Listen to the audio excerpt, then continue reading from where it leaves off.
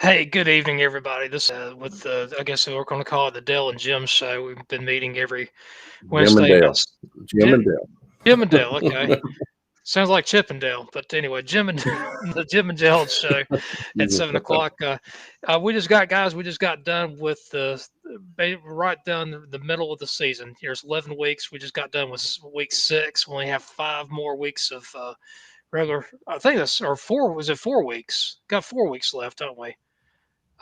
No, 5 weeks. That's right. I got 8. 5 weeks. Yeah.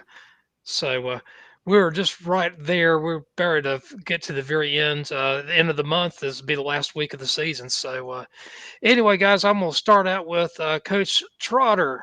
Coach Trotter, I'm going to leave it to you. You got a lot to talk about. We wanted to go ahead and be very cognizant of your family time. So, Coach Trotter, appreciate it, guys. So, we talked about trying to do a little segment and doing some, talking about some different subjects. And Jim, you got me thinking, asking about different offenses I've ran in the past and things I'd want to do.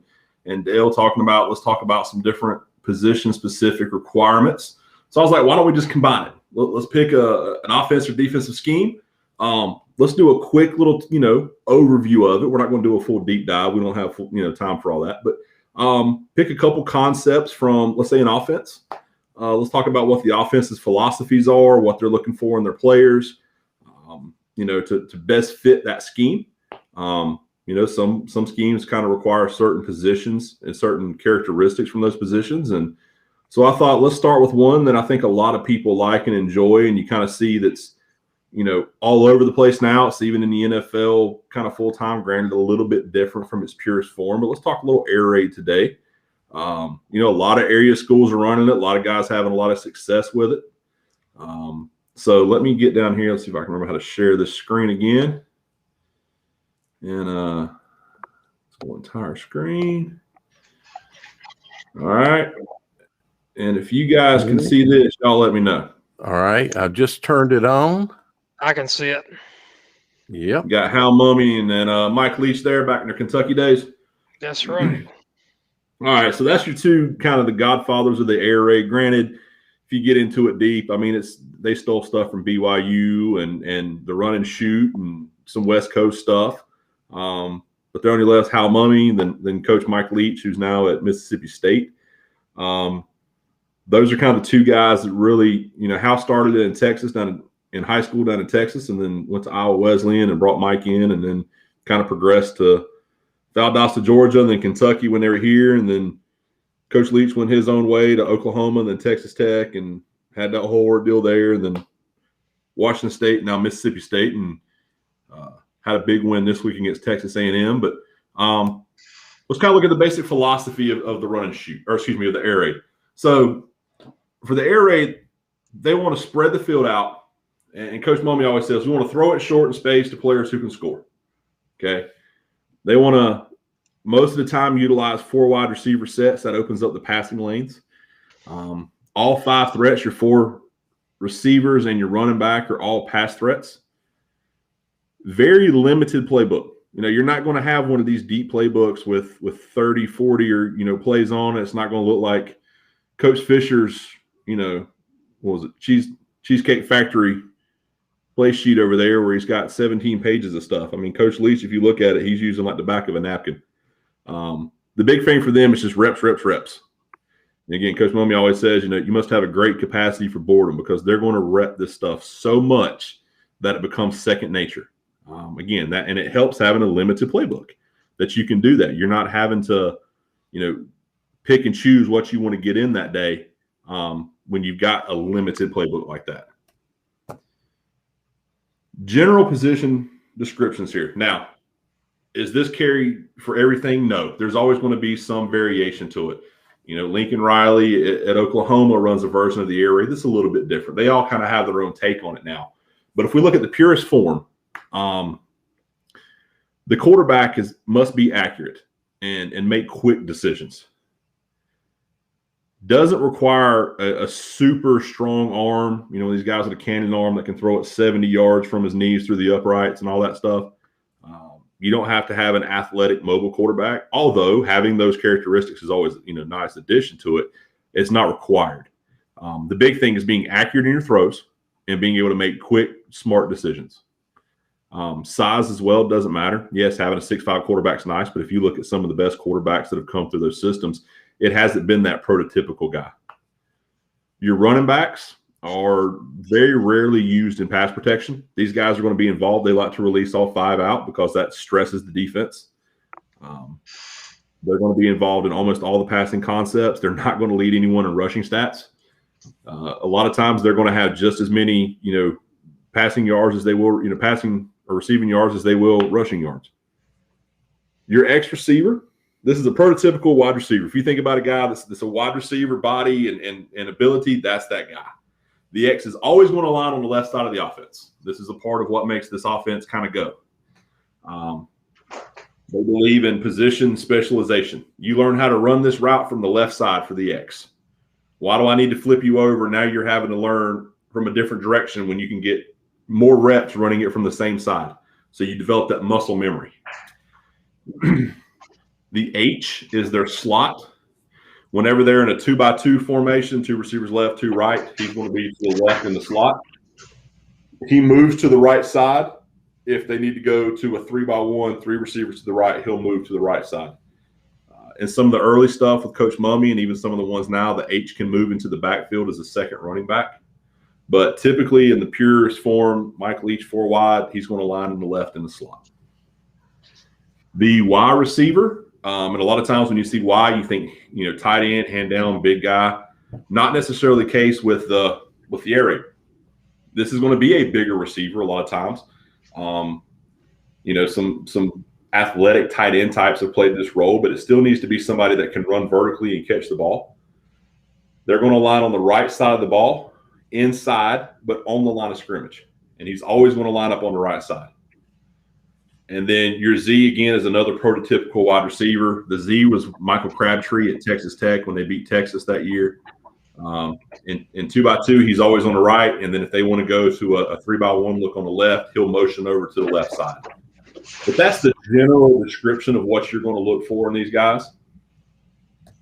Now, let's talk about high school and how this relates. Of course, there's going to be pros and cons to every offense. All right. The biggest cons for high school, especially at the smaller school level, even though still at the big schools, not every school has 4 legitimate wide receivers to put out there. Okay. You may have 1 or 2 studs and then 1 or 2 guys that are, decent enough to start, but not the guys that you're going to count on. The problem with the offense is sometimes it's hard to get the matchups that you want because of the fact that the X is always on the left and the Z is always on the Z's outside right, and then the Y is always on the right. And you can't move your guys around as much without getting away from what the philosophy of the offense is, which is being very simple in the aspect of not having a lot of moving parts, but able to rep that stuff so that it's second nature. This offense is a progression read offense. What that means is the quarterback knows when they call a concept, okay, this is my first read, this is my second read, this is my third read. What happens is sometimes based upon the progression, you may not be throwing to your best guy against the best matchup because of the way the progression works. So it doesn't allow you to get to your best guy at times. And of course, it does require you to have a quarterback that can throw the ball. Again, not every school has a kid that can effectively do that. This offense revolves around the quarterback. If you don't have a guy at that position, especially at the high school level, colleges, you go and recruit that guy. High schools, for the most of us, we can't do that. So, you're stuck making sure that you have a guy that can do that and trying to develop that up through your if you got a middle school that's attached or a JV program. The pros of the offense, limited playbook allows for easier learning. All right, especially for high school. A lot of time you got guys playing both ways. All right, the less that you have to have that 14, 15, 16-year-old remember, the better. Okay, so by always playing this guy on the left and he always has this route and this concept, it allows for those guys to learn it quicker, pick it up, and retain that information. The position specialization is what's really key in that, to where you're always at this position or that position. And then something that's not neither a pro or con, it's just a different way of doing things, is the fact that these routes are what we call static routes, to where there's not a lot of post-snap options for you. You're pretty much, if you have, a 3-step slant, you have a 3-step slant no matter what.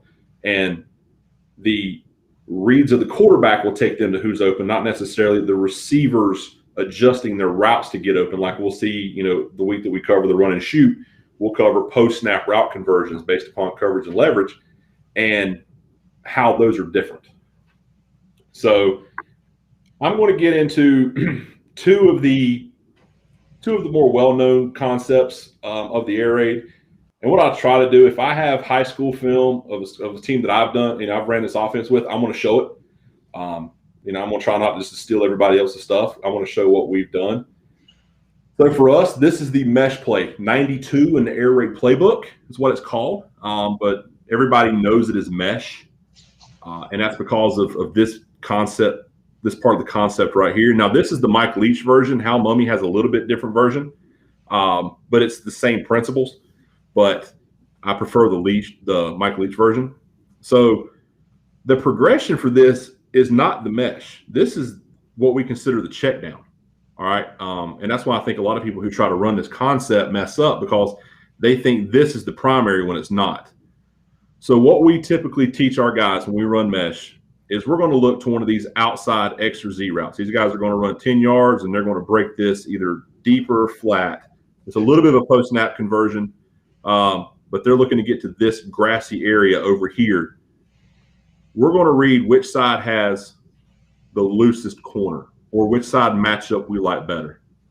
So if the corner over the Z is playing at 10 yards and the corner over the X is playing at 5, we're probably going to go to the Z side because he's got more ability to press that route vertically and get open. We tell our running back which side to run his swing route to based upon which side that we're going to read. All right, so if we want to throw this thing to the right, like this is drawn up, okay, he'd tell the running back, all right, you're going right. Now I drew him up in the pistol just to keep it even left to right here. So the quarterback's progression on this, he's going to read this corner route. All right, if he doesn't like it, he comes down to the read for the swing, which would be the underneath defender in this situation, okay?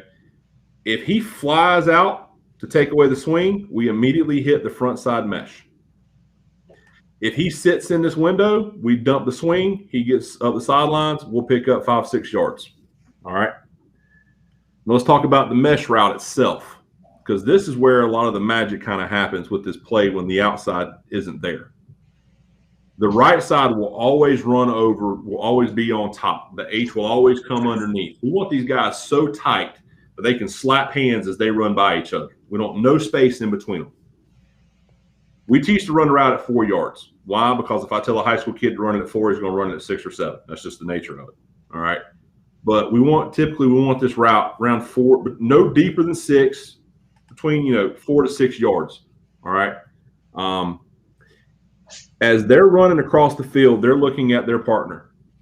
If his defender is in his hip running with him, he knows it's man coverage. We always run away from man coverage. So as he's attacking across, he sees man coverage, he keeps running his route. If he looks over and he sees nobody trailing his partner, now he knows it's zone coverage. We sit in zone. So as he runs over here, once they cross, he finds a hole and sits down, and he'll sit down on this side. So now that way when the quarterback goes from 1 to 2, now he comes back to 3 in here in the mesh. If it's man, this guy's running. If it's zone, he's sitting in the window. So we treat the whole mesh as 3. But really we kind of teach our guys 1 to 2 to front side 3, back side 4. In high school, if you're getting the 4, you've got an amazing offensive line. But it is what it is there with, most of the time we're going 1 to 2. So that's the mesh play, 92. And then the other play, and this is out of the early formation, which is now the H has come over. This can be a 2x2 play, but I really like it out of 3x1. All right, this is Y stick. So outside has what we call a must outside release vertical. He's getting outside the corner, getting down the field. The H is running a 4 to 5 yard out cut here. The Y is running what we call stick route. He's going 5 yards, turning inside. Backside slant, and we send the running back on a swing opposite of the trips. All right. What we're looking for here is what this defender does. Okay. If we get they're rolled down tight, we got 3 over 3. Okay. We're going to try to pick the inside shoulder of that defender. We're going to run to his inside shoulder, throw it down. If they're playing some type of loose covers 2 over 3 with backers, we're going to sit in the open window and we're going to hit that wide receiver as much as we possibly can.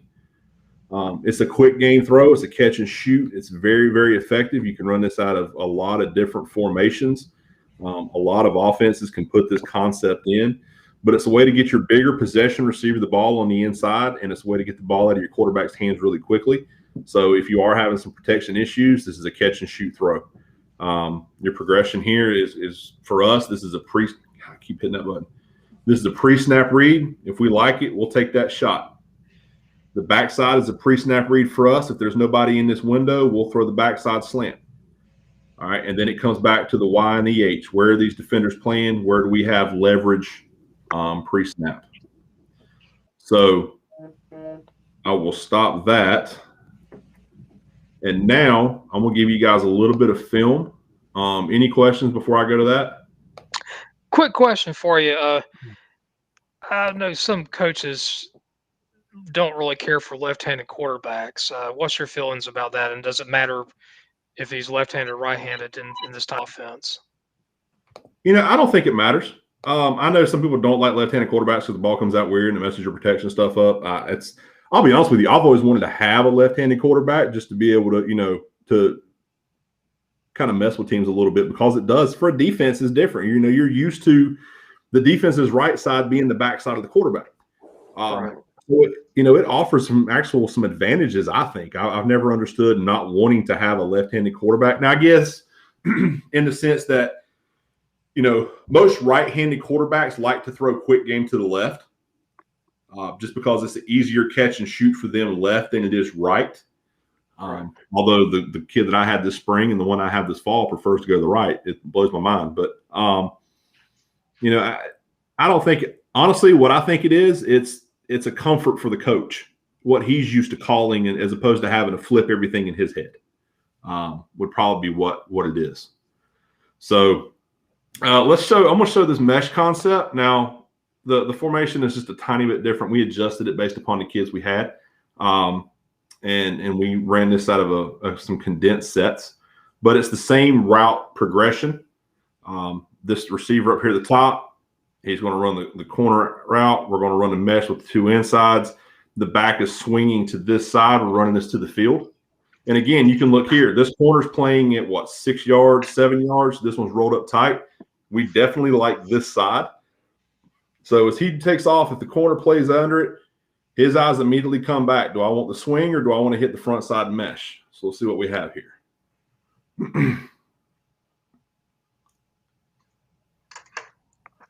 All right, right now, corner's dropping. We don't like it.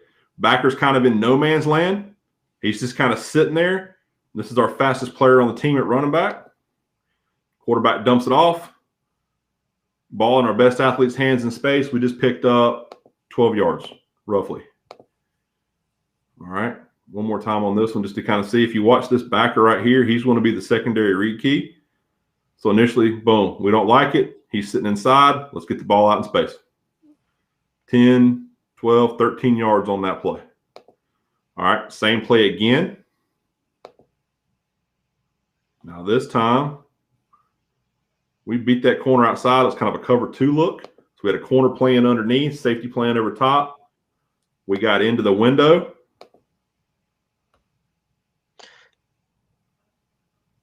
Outside throw. So your running back actually did some blocking on this play, right? Yeah, we had to check out. If you notice, we got a different kid in this week. This was 2018. All right, this was the last game of the year. We had some injuries, and this kid right here was an inside linebacker that we just moved over to kind of help with some protection stuff. And we went with a 6-man protection because we needed it. So we're trying to get the ball out a little more vertically against these guys. We felt like we could, but we needed the help on the protection. Normally he would have been swung, but we had to keep him in. Now, we did try to swing him here. Now, you'll watch. Now, we have a little bit of a mess up. The right side should be going over top, but the backer's getting away. So we make it work. All right. We have collision here. This isn't a pick. He's legitimately trying to run a route. This isn't him trying to set this up. It just happened that way. And that's why we like to have those guys run tight, because if there is collision, somebody's getting peeled off, and it's going to open up the receiver here.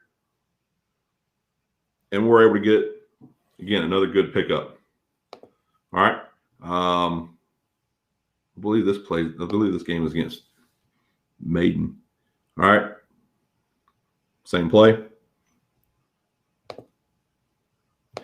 We don't do a good job on the mesh, but you'll see up top, he's got leverage. And that was about a 17-yard gain.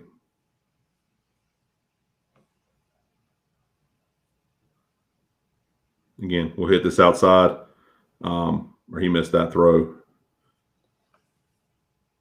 How many seconds does your offensive line? How much do you expect them to block every play? Realistically, we're trying to get the ball out in less than 3 seconds. I mean, high school offensive line, I don't expect those guys to be amazing. Get run over slowly is kind of like what we jokingly say. Just get enough time for our quarterback to get rid of the ball, which is why we like these throws, because they're quick progression reads that don't take a lot of time. That's why I said you can't get to that third, fourth one. There's no way. You can sometimes get to the third one, but typically the fourth one's not going to be in the picture here. So I tell our quarterback he's not going to have 3 seconds, because the 3 second number is what everybody quarterback needs 3 seconds. That's not going to happen. You got to get rid of the football unless you've just got an amazing offensive line. So can I ask you a question right there? Yes, sir. So let's suppose the offensive line has given us our 3 seconds, and maybe the quarterback's been able to get to 2 or 3 reads, and then he's able to make a step out. How many quarterbacks you think in high school can actually get down to a 4th read? How often have you seen that happen? The kid that you see in this picture right here was a sophomore, and he was actually our JV quarterback until we had injuries to our starters. So, and he picked the offense up pretty well. I think that obviously the longer you're in the offense, the more comfortable you are with it, the better you are. Early on, year one, especially in this offense, I wouldn't ask somebody to try to get that far down and through their reads. And really, in high school football, one of your first 2 reads is probably going to be open. If you're having concepts that are forcing you to go to your 4th read in high school, you probably need to scrap it and find something else that works better for you. Maybe I'm just not good enough a coach to teach that. But again, I don't think that at this level, most teams that you're playing don't have 11 guys on defense going to play in college football. So you need to find out where that weak guy is, where those, number 10 and 11 as far as talent, and try to exploit that and pick on those guys. Did that answer you a little bit? Yeah. Okay. So let's go to the next one. This is why stick. Now, again, the difference is we keep our guys off. We kept our outside guys on just because it made it simple for us. But again, this is why stick. So we're going to run a vertical route here. We're going to run an outcut. He's going to run the stick route. This team right here is playing too high. They've got 6 in the box to take away our run game. So they're playing over 3 over the Y. He's 9 yards, 8-9 yards off the ball.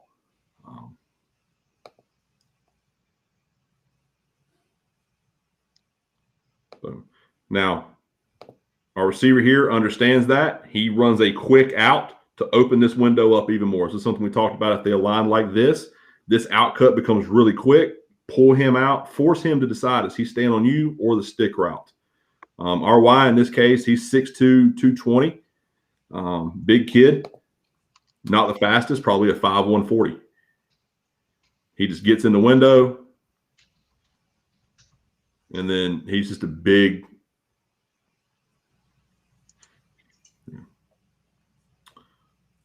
same game. All right.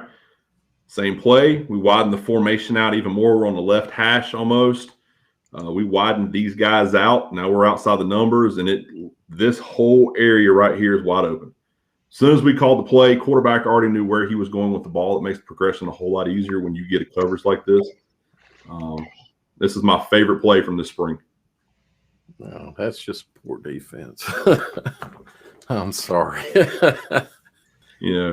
No adjustment. That's the year beforehand. Sorry, this kid was 6'2", 170 pounds, and in that layoff over COVID, that kid put on 50 pounds of muscle in the weight room, doing it on his own at his house, pretty much, and it showed off here. Yeah, the problem is we were hurting them so bad in the box with our run game that they did not want to pull somebody out, but they were afraid of us getting behind them, so they played too high. So when you do that, you're just trying to pick your poison at this point. And so which would you rather stop? Do you want to stop our run game? Do you want to get beat deep, or do you want to try to leave the slowest receiver on the field with some space? You just got to come up and make a play. I mean, that's too much space. If they make the tackle there, it's 4th and 2. It's too much space. But if they make the tackle there, it's 4th and 2. Now he makes an amazing play here and uses that weight room and gets in the end zone. I swear I didn't pick all these from the same game, but it was just they were the first 3 I pulled up when I saw it. 3rd and 5. All right, sits in the hole. There's your Y stick play. Simple play to just, I think it's the first one again. Yep. Very simple play, quick game. Ball gets out of your quarterback's hands fast. You don't have to worry about, getting a bunch of pressure. I think that stopped sharing. There we go. You don't have to worry about getting a bunch of, quarterback getting a lot of pressure on him. You don't have to worry about taking unnecessary hits. It's a simple, really one read throw. Especially if they're leaving that number 3 uncovered, which a lot of times teams will do that to keep the number guys in the box to stop your running game. And that's why I like the way Lincoln Riley runs his version of the air raid a little bit more than, and I'm not nothing against Mike Leach because the man's an amazing coach, but I think when you have a balanced offense where you force teams to have to defend the run game more than expecting you to throw the ball 40 or 50 times a game, that it opens up those quick game throws because they have to get into the box. So that's 2 quick concepts out of the air raid. Talk about positions, kind of descriptions, what guys are looking for those. Next week we may go with the run and shoot, or I may jump into some Browse Baylor offensive stuff, or maybe in a little Gus Malzahn, whatever y'all want to hear. Y'all let me know. I'll pull some stuff because I've kind of run a little bit of all that, so we can get a little bit of film for y'all and discuss some of those different things moving forward. Oh, that was awesome. Air raid is becoming very popular. So yeah, I mean, a lot of linebacker down to your on screen to your lower right there. So he has to deal with this stuff. Left. Yeah, those are tough offenses to guard. Yeah, I mean, it's they're good. They can exploit you in a lot of different ways. But hopefully, I know a lot of teams are running it being effective now. So we'll see. But next week, y'all let me know what y'all want to hear, and I'll put something together for you. All right, that sounds great. I know you need to get to your daughter, so let's let you do that. All right, thank y'all. Have a good week. Thank you. We'll see you. Okay, Jim, I'm gonna let you start this thing out. That sounds pretty good. I'll tell you what, that was a lot of fun listening about the air raid. What did you think? I was thinking, the Arizona Cardinals, don't they run the air raid, or sometimes they run it? I think they're the only NFL team left that's 4-0 right now that's undefeated this season. That is unfortunately. Yeah, it's just if you look at the NFL this year, I think there's one under team and then 2 that haven't won a game, and we're only gone through 4 weeks. That's pretty impressive. Shows a lot about parity, but. So I think we have got a guest on the show with us, Dale. Is it Panos? Panos. Okay. Yeah, yes, being from the South, we can't pronounce anything. Yeah. At least I can't. So I'm sure you've heard it. Good. Yeah. Is that Greek or Italian? Greek name. Greek name. Okay. Yes, sir. Gotcha. So I guess we'll open it up, Dale. If you never played linebacker. You were always in the trenches, right? Actually, I played a little linebacker. In high school, I was a running back and linebacker. Okay, I My got you. trenches stuff was actually down in youth ball. I played Oh, okay. I played D end, but now you got to remember I played in defenses when a 5-man front was considered not too many up front. We were running 5-man fronts, and 4-man front just really wasn't heard of. It was heard of, but we weren't seeing it. We were mainly seeing 5-man, playing 5-man fronts, and you might even see a 6-man front, just depending on the offense that you went up against. So, and in those days, your linebackers were quite different in their responsibilities.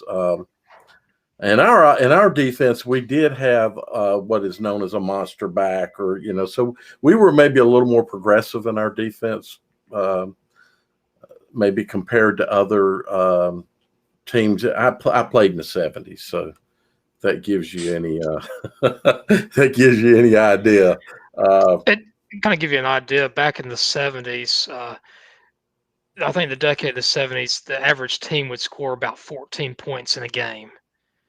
And today we're probably looking at double that amount, probably about 26 to 29 or so in a given year. But totally if a game different. got into the 20s, that was a high-scoring game for that offense. And just out of curiosity, Dale, how many offenses back in the 70s had more than 2 receivers? Had more than 2 receivers? You got to remember, 2 wide receivers. We were running split T offenses. Some schools did run some of the the more option, triple option type stuff, because Oklahoma was, that was kind of the era of when Oklahoma was really in Nebraska. They were really knocking that stuff up. So doing the Notre Dame box, I betcha. We had split ends. Wide receiver was just really not a term used. I was just thinking cornerbacks were just starting to kind of appear in high school, I guess. Yeah, when I was in high school, we had flankers and split ends. We didn't have anybody that was really a receiver back then. That's right. So what we're going to talk about now, I guess our guest, you're from are you from South Meck? Is that right? Yes, sir. South Mecklenburg. South Meck has done a lot of good this year. It's doing a lot of changes. Dale, what year was South Meck won the or the state championship? It was 81. 81, 82? Before me. I think so. I think it was either 81 or 82. I can't. I should know that. I think it was 81 because East Meck won it in 77. 70. That was the year I played, my senior year. We lost East Meck 20-something to 14-something. I forget. Our star tailback went down, broken wrist, and that cost us the game. I feel like we would have beat East, and Coach Hip, the East Mecklenburg coach, felt like we would have beaten them. I played at West Mecklenburg panels. But why don't you tell us a little bit about what the culture is? There's been a culture shift, a little bit of a culture shift. So why don't you tell us about that? But tell us about the standard and your view of the standard as a player. So Coach Evans came to South Meck my sophomore year. We had just came off of, I believe we were 3-8 my freshman year. And he comes in late, we're trying to figure out at this point, it's like almost halfway through June and we still don't have a head coach. And he comes in and we're like, all right, so we'll see how this goes. And he introduced us to the standard. That's been his phrase since, and we live by it. And the way our logo that we have, it's the standard and it's underlined. And that underline is supposed to mean that the standard is supposed to be above subpar. You know what I'm saying? That little extra bit to where we emphasize we're doing more than what we need to in order to get to where we need to get to. Now, sophomore year didn't go as planned, which is fine. And you mentioned the culture change, and you look at us now, and hey, we're what 5-1 going into 8K in 2 days, going from 0-11 at first. It's just been a building block since then. Those seniors that year mentored all the sophomores that were playing on varsity because we didn't have a lot of players out there at that point. Last year we ended 4-3 in the spring season, and now we're continuously just working harder to keep getting to that final goal. Getting that state championship. Just out of curiosity, did you ever play JV, or did South Mech have a JV team when you were like a freshman? We did have a JV team. I played 3 games on JV. My freshman year, I got pulled up to varsity, and I didn't really get that much playing time. I wasn't big enough for it. I was like, 5'11", 5'10", 160 pounds playing linebacker. So I did get pulled at varsity. I've had 3 games of JV and been up ever since. Just also with the numbers, like right now, how many guys do you have on varsity? How many guys do you have on JV this year? I do know on varsity we have 28 seniors. Wow. So we have a lot of seniors this year, and to think that basically every senior that we have was on varsity sophomore year, that's dedication. We all put trust into the process that Coach Evans was building, and starting to pay off. I think now we have close to 40 something on each, 50 on each. Wow. Really?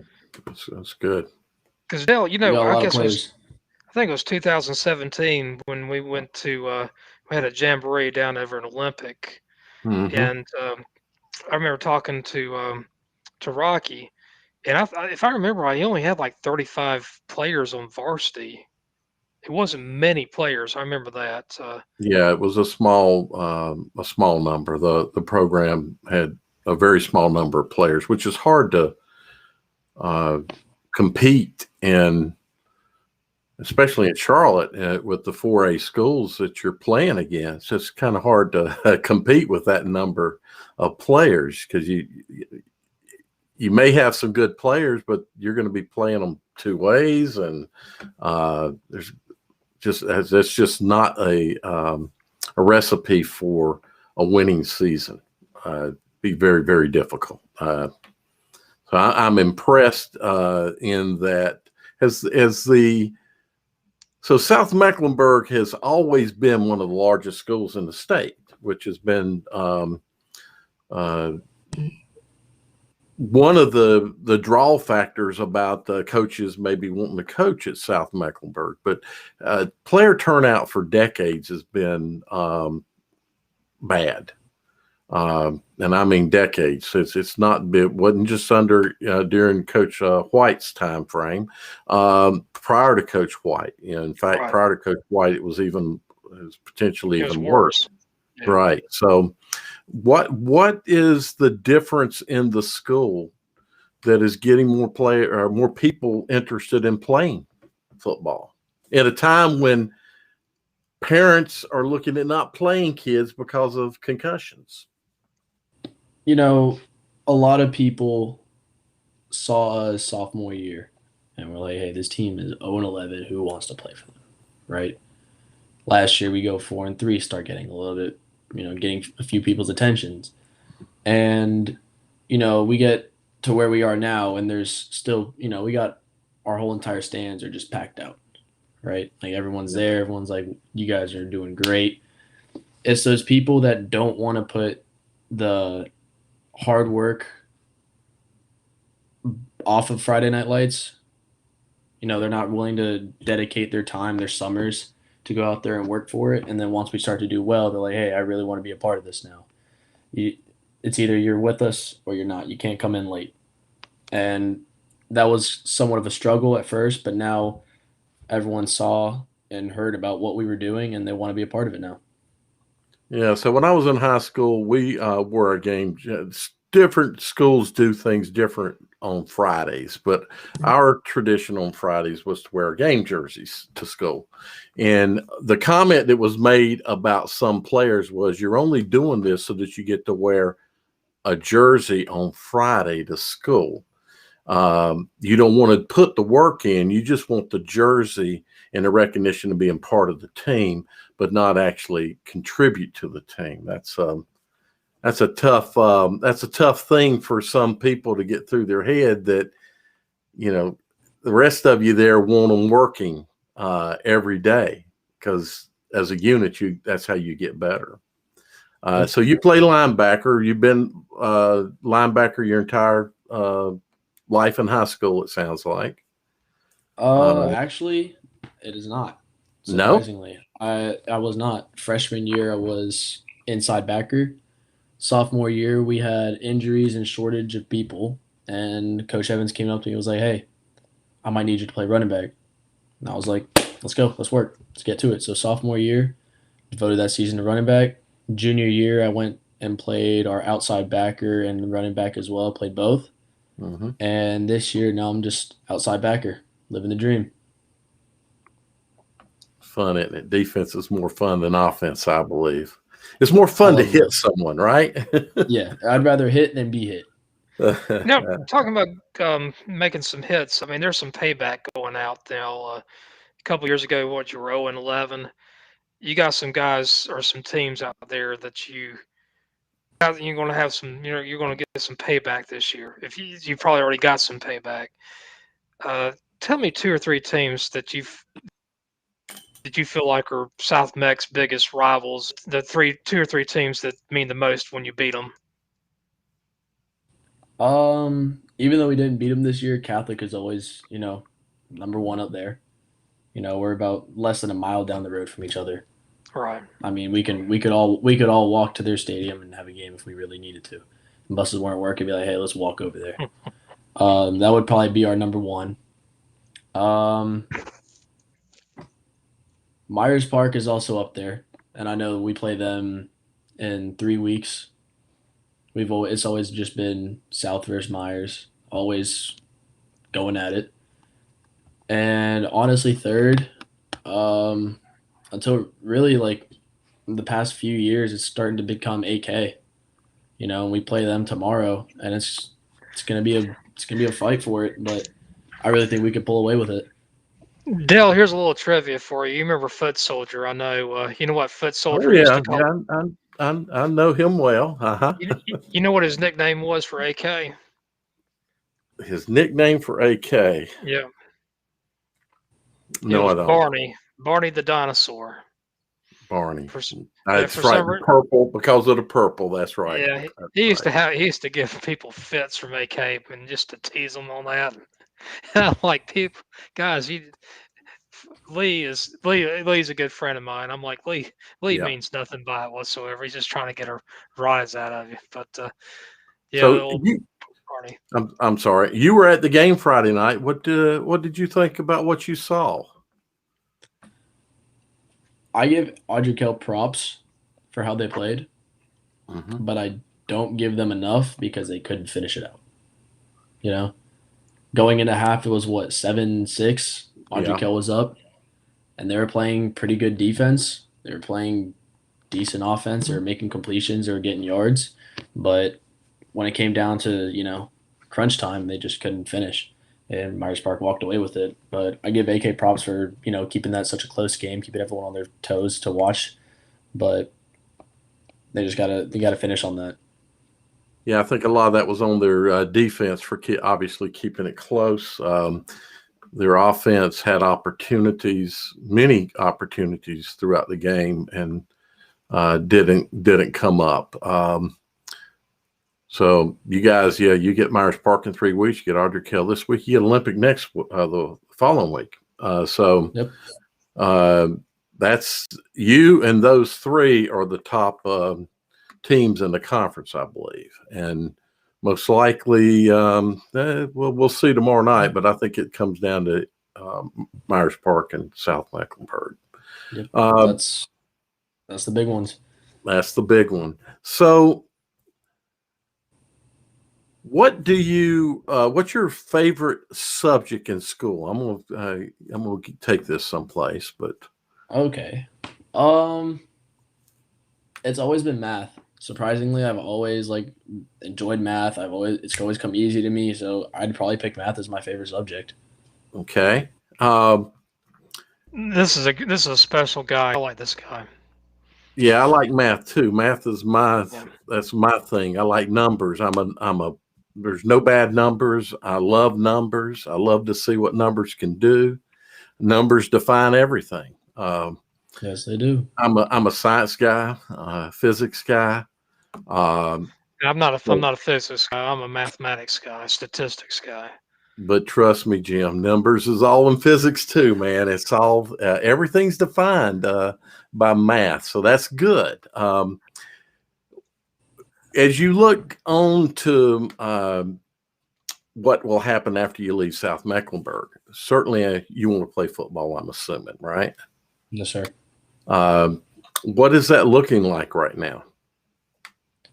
Recruiting has been a pain for not just me, but a lot of people. If you're not those 5-star Hollywood Browns at Chambers, it's hard. With the NCAA giving that extra year of eligibility, it kind of puts everyone in the class it put people in 21 in a bind. It's putting everyone in 22 in a bind, and I think it's going to carry on to 23 and 24 later on. But it's been a little tough. Yeah, the other thing that hurts recruiting is the transfer portal, I think, because that allows too easily now, I believe, big schools to pick up players that might have those schools may have recruited a kid in, but now they can transfer a kid in, and that lessens an opportunity of a kid getting a shot. So I think transfer portal's a big deal too. But what do you look at doing in college as far as studies? What do you think you want to study? Because my belief is you should be considering, if you want to play football, you want to play football, but you should also be considering how you marry that with what you learn for life. So I want to major in business administration. I want to get my master's in that. And after I get my master's in that, I want to break off into sports management. Okay. So you're gonna go in straight studying business, go all the way to an MBA, instead of getting an MBA after maybe going into another field. And then you want to go into sports management, you say? Do you want to be an athletic director or something like that? Something across those lines. Okay. So recruiting's been tough, but are you talking with anybody? Are you considering anybody? D1, D2? What's I've had a little bit of conversations with a couple of D1 schools.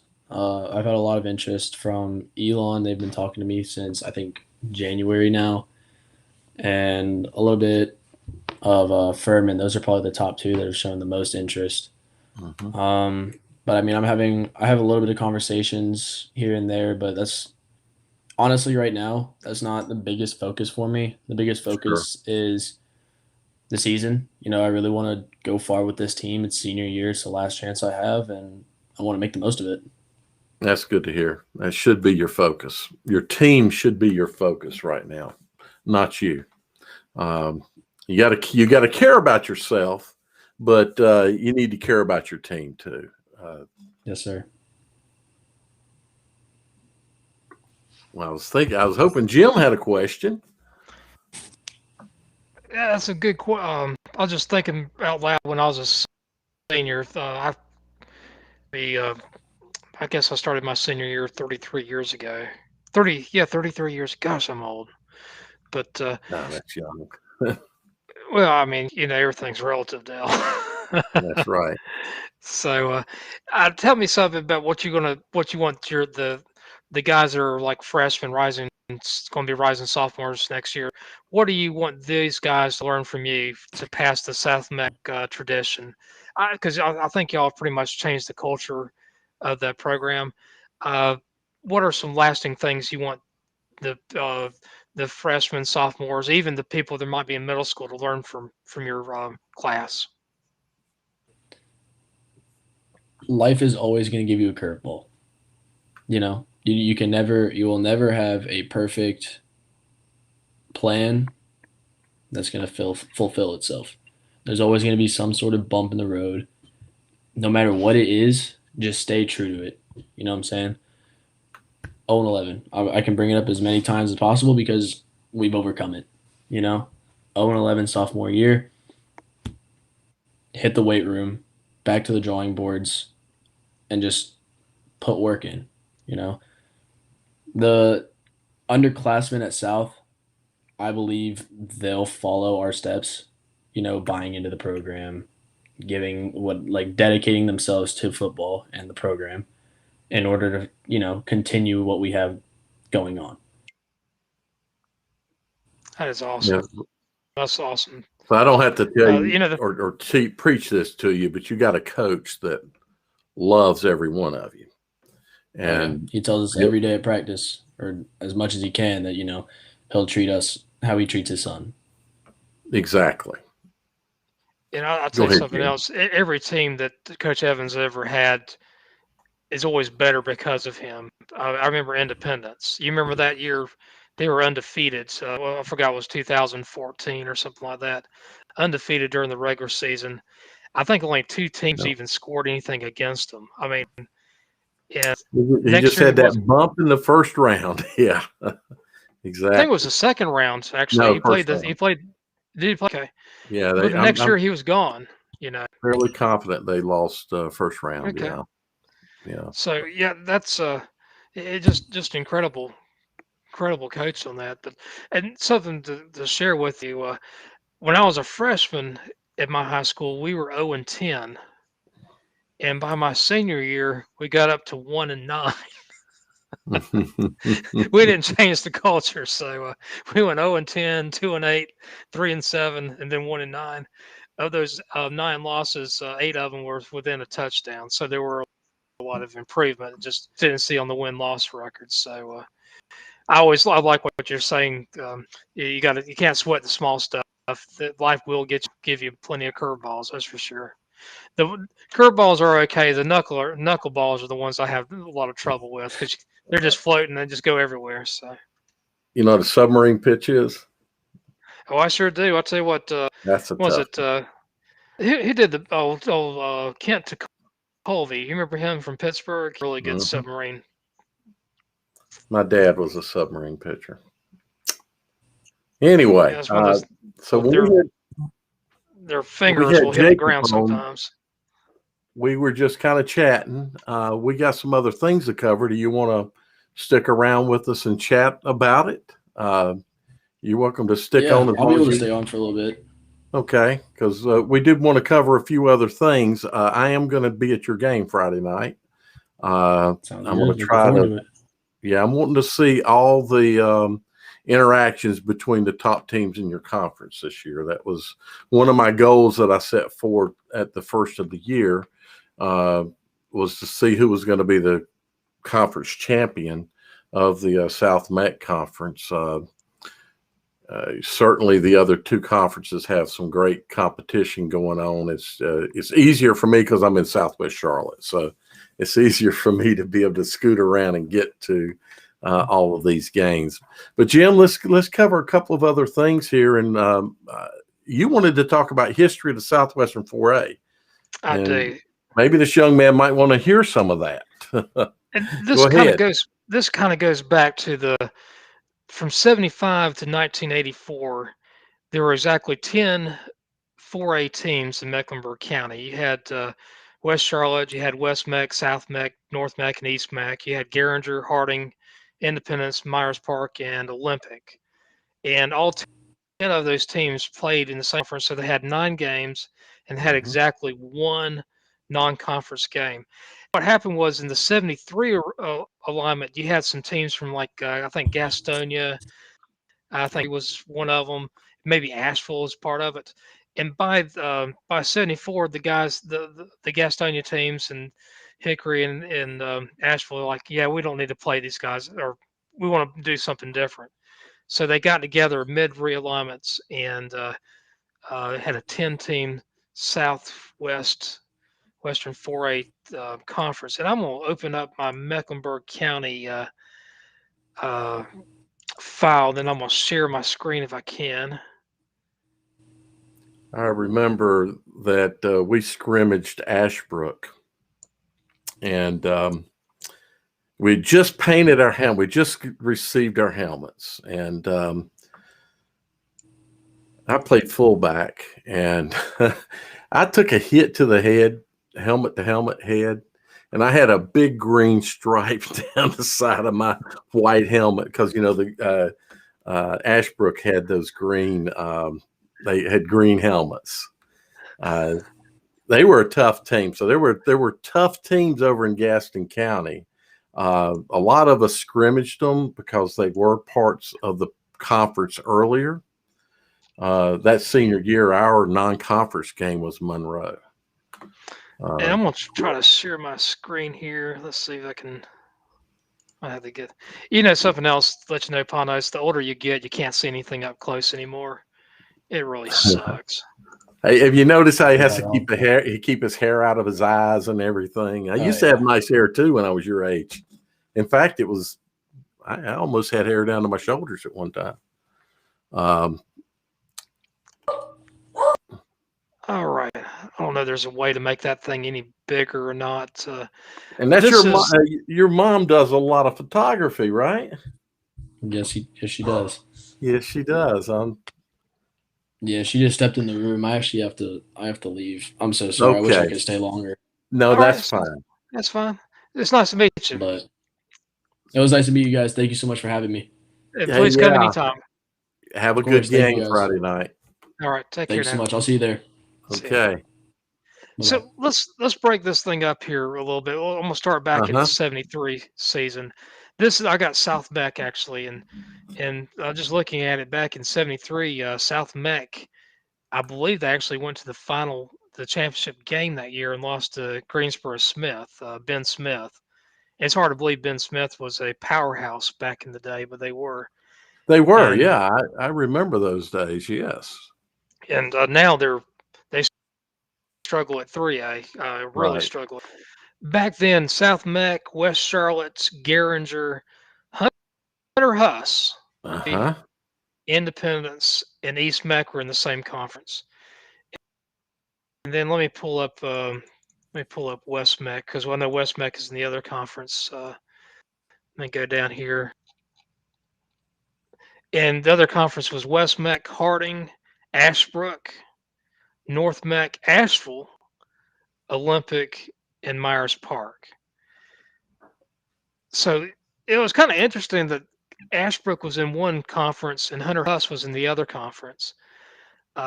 West Mech and, you know, I'll say West Mech and North Mech. That's a pretty, if you ask me. Maybe I'm wrong about that, but it just seemed like it'd be a pretty lengthy. Since I would have South between West Mech and North Mecklenburg. Yes. Yeah, I guess so. Back in those days, especially. Yeah, it's just weird how they had the conferences put together. But in '75, let's look at West Mech. They started out the season, played a conference game against Harding and beat them 20-0. And then after that, it was all over with. They went 1-9. Yep. Oh, excuse me. They actually went. They lost 8 games in a row. Then they beat Garinger 20-19. So they actually went 2-8 that year. And but look at some of these teams right here. I mean, the losses. I mean, Myers Park only lost by 8. North Mech 14. You can see right here. I think West Mech averaged just a little less than 10 points a game, and their opponents averaged right at 22.5 points a game. Do us one favor, Jim. Go down and zoom, in the bottom right of your Excel window and zoom it out a little bit. That maybe help. Help me. There you go. We can see it a lot better. Yeah, let me do that here so we can see that. Yeah, so as you can see, you don't see a lot of high-scoring games. You don't. In fact, 34 points that season, 35. South Mecklenburg, 35-15. Right. So you didn't have a lot of scoring back then. Actually, I just for the heck of it, I'm gonna do a sum of how many points West Mecklenburg scored in a season. On average. So they played 99 games back in the 70s. I think one year they actually only played 9 games back in 1970. In 99 games, they averaged just a little less than 12 points a game. And, today, if you average a little less than 12 points a game, you probably didn't win any games or not many games. Right. But then in that span, West Meck didn't win a whole lot of games either. Correct. I mean, they weren't a powerhouse. So basically, they averaged 11.5 points a game, but they only gave away about 15.5 points a game. So that's a big difference. I mean, just a big difference back how the scores were back then. Now, just kind of give you an idea about West Meck. They won 37 games, and they lost 58, and then they tied 4. So 37, they're basically a 4-6 team on most years. Right. And looking at that, see, they had a 4-5. 1971 was a very good year. They went 7-1-1, but they were not good enough to go to the playoffs. I imagine Olympic went that year because they lost to Olympic 14-0. I'm gonna go down to this right here, and then I'm gonna make it. Well, you got to bigger. remember that era was also the era of how teams made the playoffs, how many teams from conference could make a playoff. Right, there was one team that can make. Yeah, exactly. So it wasn't you had to win your conference to make it into the playoffs. So it was interesting too. Difficult. West Meck, West Meck went 7-1-2 that year, and just looking at Olympic, they were 4-5-1. So that game was an upset. Yeah, Olympics year was the year prior. Yeah, that's the when year prior is when they went 9-3-1. Yeah. Yeah, they went to the state championship and lost. Interesting one. Back in 1970, Geringer was in the conference. There was 2 4A conferences in the area. Geringer was in the other conference, and they tied 14-14. So how did they decide? It was based on yardage. The team That's that had more yardage. Exactly. That's the way a tie was broken, was offensive yardage. Could you imagine if it was something like one team had 235 yards, the other one had 231? Yeah. Could you imagine the people what we'd hear now? It'd be awful. Exactly. So having a little bit of fun on that. So let's look at that. Let's look at the very first year that they was created, 1975. Olympic went 4-5-1. I'm gonna go down to every one of these and kind of scroll down. Independence. Everybody thinks Independence has always been this great. They were basically a 500 team before. Independence was up and down. Exactly. They have a good year. They'd have a not so good year until Knott's came in. That's right. Now, actually, it was Jester, right? That was there right before Knott's. Right. And I think the late 90s teams were pretty decent as well, but it really turned around in 2000 with Knott's. Yeah. So let's also look at Geringer. Everybody thinks Geringer was a big old pushover. Geringer had some decent teams. Okay, take Geringer back to 1959. And they won the national championship or the state championship. They won the state championship in 1959, exactly. But even in the 70s, they were still 70s and 80s. They had some good teams, not any state championship contending teams, but they had winning record teams. Well, here's 60. They were 9-2. They lost to Ashley and Holbrook. They combined to become Ashbrook. Just a little trivia for everybody. Ashley was Ashley got in a lot of people's way. They're a good team. Yeah, they were. They got in a lot of people's way. 61, Geringer went 11-1, lost to Broughton. 62, 4-6, 63, 8-2. Look at that. Mm-hmm. And one of the things to note is this was before desegregation too. Yes, you're correct on that. 6-3, 6-4-2, 8-3-1, 6-4, 7-2-1. And then 69 was 1-9. But for that first from 59 to 68, I mean, you can make an argument that Geringer was one of the top 5 programs in the States. Exactly, and certainly was the best, or one of the 2 or so best in the city in Mecklenburg County. Right. So in 69, they went. They scored exactly 78 points, and they gave up 256. 69 was a horrible year, but then look at the next year, 10-1-1, and they tied Olympic, but didn't get to advance because of yardage in the playoffs. Right, exactly. That was a big deal for Olympic. Not just the fact of making state championship, but playing Geringer to a tie, even, because that was a very, very good year for Geringer. So you got 6-4, 4-6, 7-2-1, 8-4. So Geringer, I mean, they had which, by only the a way, couple losing seasons. I want to mention that was Coach Joe White, Rocky White's dad, was the head coach then. Okay.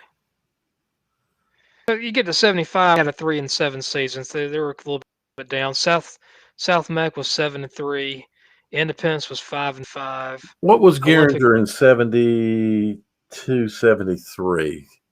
72, they were 4-6, and 73, they were 7-2-1. So that's when the stadium is named after Phil Huxton, Houston. Who's I always thought of as a Houston, but that might be a silent G. But I was in youth ball.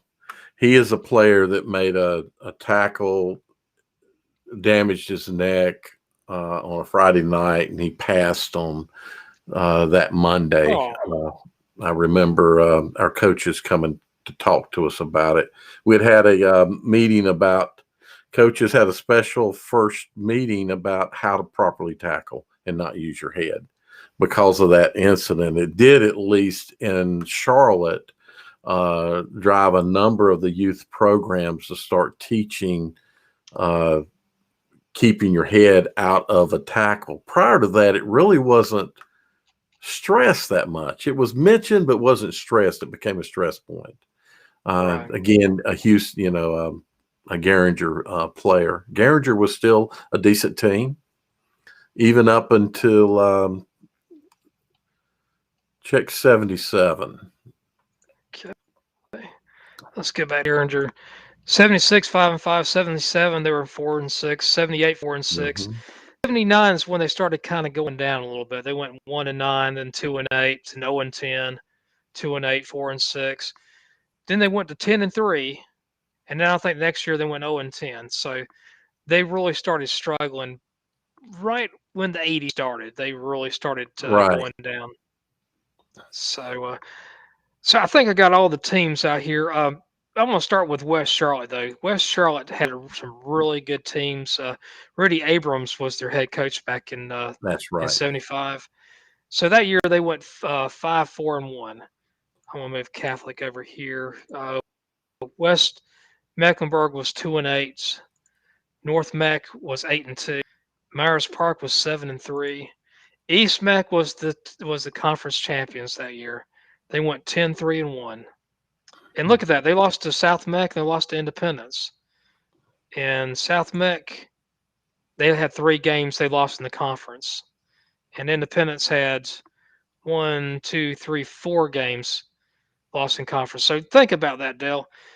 You lose 2 games in conference, and you're the conference conference champions. That's pretty impressive, you ask me. It was, well, again, and if you look at those, it was real competitive. Right. football in Charlotte then was highly competitive. And it wasn't linear at all. I agree. Because Team A could beat Team B, and Team B could beat Team C could beat Team D, and then Now, Team D could beat Team A. One of the things that I think impacted that is we're in the middle of integration now. I say the middle. We've been into integration now for in Charlotte, Mecklenburg for about 8 years, I guess, right, approximately, and that kind of you never knew where you were going to school. Kids could be at one school one year and then at another school the next year, and that kind of caused some of the shifting of player power, if you will, because it wasn't quite as easy. Well, I don't know. I'm not going to say. I don't know how much player movement took place because we really didn't hear about it. You rarely heard about a player that should have been in one place was at another. Now, a big one that happened in '70 was Randy Rhino, and Randy Rhino was a star running back at South Mecklenburg. I wish we could get his yardage because he would end up being one of the leading rushers in Mecklenburg County history if we could get his junior year stats. But Randy Rhino went to Olympic that year that they won the state championship. And if you don't know who Randy Rhino is one of he was a 3-time All-American at Georgia Tech. And at that time, I think he was the only in that storied history of Georgia Tech, the only 3-time All-American. He was at South, the largest school in the state, and then the next year he was at Olympic. And that's the way movements happen, that a player could be at one school one year and at another school another year. So that I think had somewhat to do with from the year to year, the way maybe things look kind of maybe a shifting of one team to another, but as far as being a power, but there was a lot of parity overall. Wanted to bring up, you're talking about integration, desegregation. Charlotte Second Ward was the biggest historically black high school in Mecklenburg County during those years. You did have York Road. I think you had Torrance Lytle up in the Which Hunterville I don't area. know about that school, right? They played small football. Right. Oh, and West Charlotte was a historically black school. Actually, West Charlotte is one of the 5 high schools that were part of the NCHS AC, which was the North Carolina High School Activities Conference, which was the historically black schools. For the black schools, right. You have West Charlotte, Carver, you got Dudley, you got Hillside, and you got E. Smith. Those are the 5 that exist. You got some teams like Atkins. Atkins was a black school back in the 60s, but the school that's now has no relationship whatsoever. And same thing with Highlands over in Gastonia, totally different, different schools. But so Second Ward, just kind of give you an idea, they played some. I'm missing some school. I think I'm missing 5 from back in the 60s. It's hard to pick up some of the scores from the high schools because the newspapers just didn't report them. But you got teams like C.A. Johnson. I think that was in Spartanburg. You got Asheville, Stevens Lee, Winston-Salem, Carver, High Point, Penn, Atkins, and Winston-Salem, Highlands, West Charlotte, and Dudley. Raleigh, Ligon. That school actually lasted until 1970. Roswell, Booker T. Washington. So just looking at some of these old names. Gastonia, Highlands. York Road. So anyway, just kind of give you an idea. You're exactly right. Charlotte's, and actually the last 2 years that they were around, they actually played in the North Carolina High School Athletic Association. They played a full schedule. Second Ward got to play against Ashley, Myers Park, Harding, West Meck, North Meck, and Olympic. And kind of looking at the very first time they played integrated ball was, I think, in 6. I think North Mecklenburg played a game against them. That Pretty sounds interesting, right. if you ask me. Yeah, it is. No, it certainly is. So That's just one thing that people don't understand, that societal culture and how much it impacted across everything, including athletics. now here's But one it for you. was, uh-huh. West Charlotte 7-2, 8-2, 5-3-2. These are back in the 60s. 3-6, 5-3-1, 6-3, 3-6. They were kind of average. And then you get the 60s, late 60s, 1-7-1, 0-9, 3-6-1, 1-9, 3-5. West Charlotte, the very beginning of, they were really struggling in football. 1-8, 3-7, 5-5. But then you get to this big conference. They went 5-4-1, 9-3. They won the conference in 76. 77, they went 7-3. 78, they went to the state championship, lost to Richmond. And here's a little bit of a trivia question. Who's the very first team to lose Richmond in the state championship game? West Charlotte. Yeah, I remember that West Charlotte year, and of course that followed the East Mecklenburg state championship year. So there was thoughts there that Charlotte would, win another state championship back to back, but of course that didn't happen. Richmond, good team that year.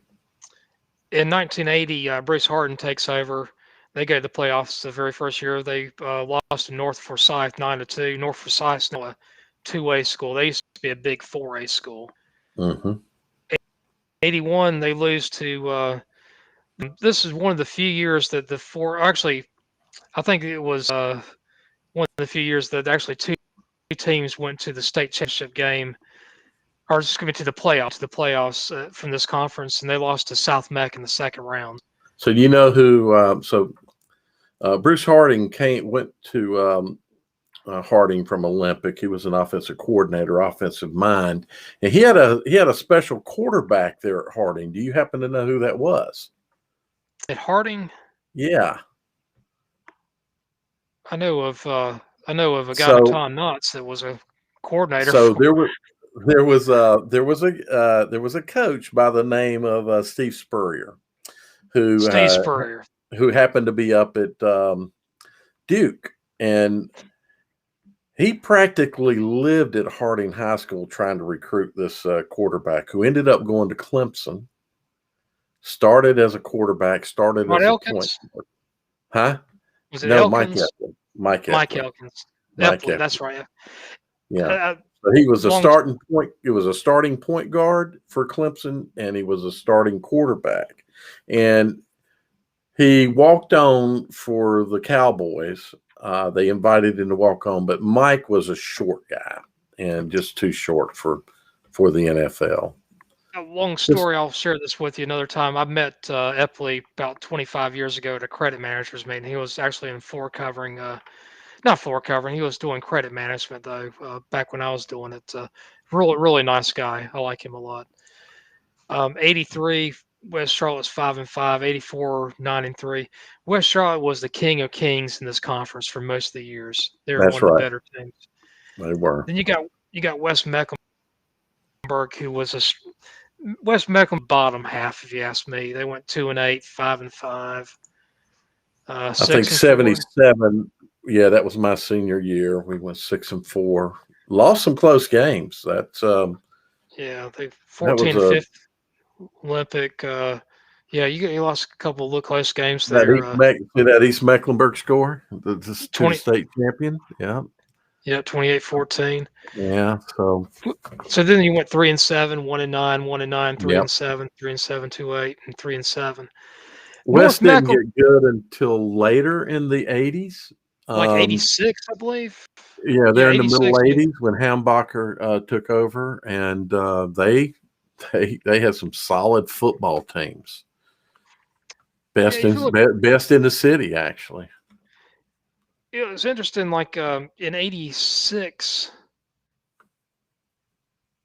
they went to or 85, they actually went from the 10 teams Hamburg schools to, again, they're through East Charlotte, or East Gaston was in there, and I think the Ashbrook and Huss was back in there in the mix. And anyway, it was not the same, obviously, but No, it wasn't the same Southwestern 4A exactly. right. That's when the Southwestern 4A.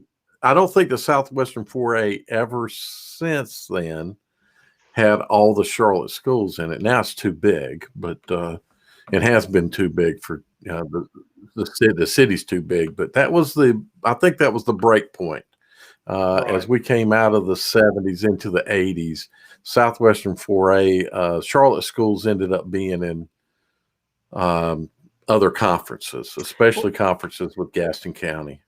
And this team right here, Charlotte Providence, that was the 11th 4A team that came into the mix and came in 1989. That was the very first game Providence played.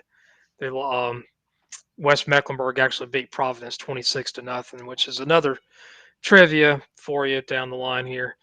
So you got North Mech. North Mech was kind of an up and down team.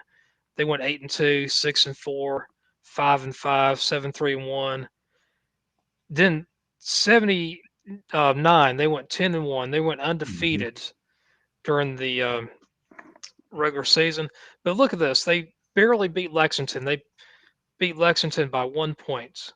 And this is the same Lexington team that I think it was 2 weeks ago they lost to South Davison by 5 points. West Charlotte, they beat West Charlotte by 7. Beat West Mecklenburg by 2 points. Charlotte Myers Park 6-0. Beat them 6-0. East Meck beat them by 7. Olympic by 5. That whole season during the regular season, they allowed 39 points. Yeah, and then they played High Point Central. Exactly. That's the thing I remember most about that particular squad was they did not give up a lot of points, as their defense was very, very sound. That was what they lived on, was their defense. And in their 10 games that they played, they averaged the 10 games that they won during the regular season, they averaged less than 15 points. I'm going to tell you right now, you'll never see that happen again. No, never ever see that again. No. So North Mech went 6-4, 7-3, 8-3, and then 83, 84 they struggled, went 2-8 and 3-7. But North Mech was one of the halves back then. Then we got to Myers Park. They were 7-3, 8-2, 7-3, 7-3, 7-3, 4-6, 3-7, 5-5. But if you look at those 7-and and 6-and seasons, you'll still see a lot of close games. Oh yeah, they were a tough program then. Oh yeah, they were not an easy out for anybody. But I didn't mean to stop you at that 11-win season. Yeah, so we got just to let you know, like when they went 7-3, they averaged 13 points and allowed 12 points a game. So there were some close games there. This game's decided by 5. This one by 4. West Charlotte was a blowout. West Meck, they beat them by 8. Beat Geringer by 8. Beat Harding by 9. Independence by 12.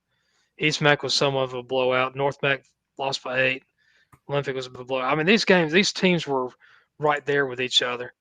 So in '83, they went 11-1, and they lost to Page. I think Page might have either won the state championship that year or they were co-champions. One of the years there was a co-champion with one of the Fayetteville schools, like 71st or somebody. But and in '84, they had a bad season. They went 2-8. So East Meck went to the state championship game in '75 and lost to Rose 14-13. 76, they made the playoffs 9-2. Another good season here. And that 9-2 season, during the regular season, they averaged 23 points. And they allowed averaged 8 points allowed. So, can you imagine that, having a team that allows only 8 points? Just amazing. 77 was the beautiful season. Let's look at that one real quick. What a great season for them. Beat Richmond Raiders 30-0. Squeaked by Olympic 12-8. Harding 20-7. None of these games are blowouts. I mean, that's the one thing you'll notice about it. None of these games are real blowouts. South Mech 14-6. Independence 31-13. West Charlotte 31-14. They did lose to Myers Park. They lost to them 18-14 that season. Beat West Mech by 28-14. North Mech 13-0. And Garinger 14-7. That just kind of shows you the parity of that season, just how close those games were. Well, again, we're looking at split T, wing offenses. You're looking at 5-man front defenses as the most progressive, I guess. There could have been some 4, I don't recall. But you had this was an era of more run than pass. Right. If you threw the ball, and we happened to be a team that year that was going to throw the ball a lot because we had a really, really good quarterback who, unfortunately, he hurt his shoulder. And the guy that stepped in was very good, but he was a safety that had to convert to playing quarterback. And Hooker could throw the ball. So we had an offense that was going to open it up more and throw more than most teams throw the ball or threw the ball in that era. And it's amazing when you think that if we threw 10 times in a game, that was a lot. And now, that might be a quarter. That can be a quarter for some teams. Exactly. So that's one of the reasons you don't see. And so when you define today, I define a blowout as a 21 points or greater. I think that's a blowout. Yeah. So back then you didn't see a lot of 21 point plus wins. A big win was a 14-point win. 7 to 14 point win, was big wins back then. So, it was regularly, you'd look in the Saturday morning paper scores and you'd see these teams with, 3-point wins, 7-point wins. But they were winning every week. So, right. Defense, man, it really, defense meant a lot back then. Not saying it doesn't mean a lot now, but it meant a whole lot back then because you weren't scoring a lot of points. So the better defenses won versus the better offenses, I think. I might get some people to argue me with. Go ahead. I agree with you. The defense is also, when you win a close game, you have a little bit more experience about it, so you can go to the next game and win another close game if you need to. So look at that. So look at the 77 Olympic, 77 Olympic West Mecklenburg score. And 15-14. That was a 4 overtime game. What was the first, I think until sometime in the 80s, you still saw tied scores in high school. Mm-hmm. Like, I know like in the Rocky River Conference, you could still have tie scores in the conference until as late as like 76. But starting 77, you would have these overtimes. But if you played a non-conference game at the end of regulation, that was the end of the game. If it's tied or whatever. So that so we played a real overtimes in that game, 4 overtimes. Rocky White was the quarterback, and he scored that extra, that 2-point conversion, broke his hand or wrist, I forget what it was. What a ball game that was. Though it's a bad memory game for me, but second, we were up 7-0. We came out, kicked off. Look at the And next week. for who? For Olympic or For Olympic, they lost to Geringer the next week. yeah, 2019. And Geringer, they won exactly 4 games that season, only 3 in conference. They beat Independence 28-7. And who did Independence beat that? Not many of anybody. They beat West Charlotte's All right. 10-8. And that 77 team, Yeah, West West Charlotte Charlotte went, was. I'm sorry. Go ahead. West Charlotte went 7-3, Yeah, and they they were lost not a to bad team. Independence, who was 2-8. I mean, it just shows you the parity in Charlotte football back at the time. Well, you had what you had almost every Friday night everywhere was a ball game. You know, you had a competitive ball game, which we don't. That's one of the things that's real disappointing about high school football today is you cannot say you can walk into every stadium, say in Charlotte, as an example. You could go into any stadium on Friday night and be guaranteed of a competitive football game. That's not true. You're going to get, there's going to be 40 to 10 games. There's going to be huge blowout games. But back then, it was rare to not have a competitive game. Now, the many times the team you would think would win would win, but they weren't, blowing them out. It was smash mouth football. Right. To its truest core. I just remember so many games as a fan, even. You always felt like if you were the team that was favored, you still felt like there was that chance you might not, or you always felt like you had a chance to Right. win. It didn't. I don't think that changed really.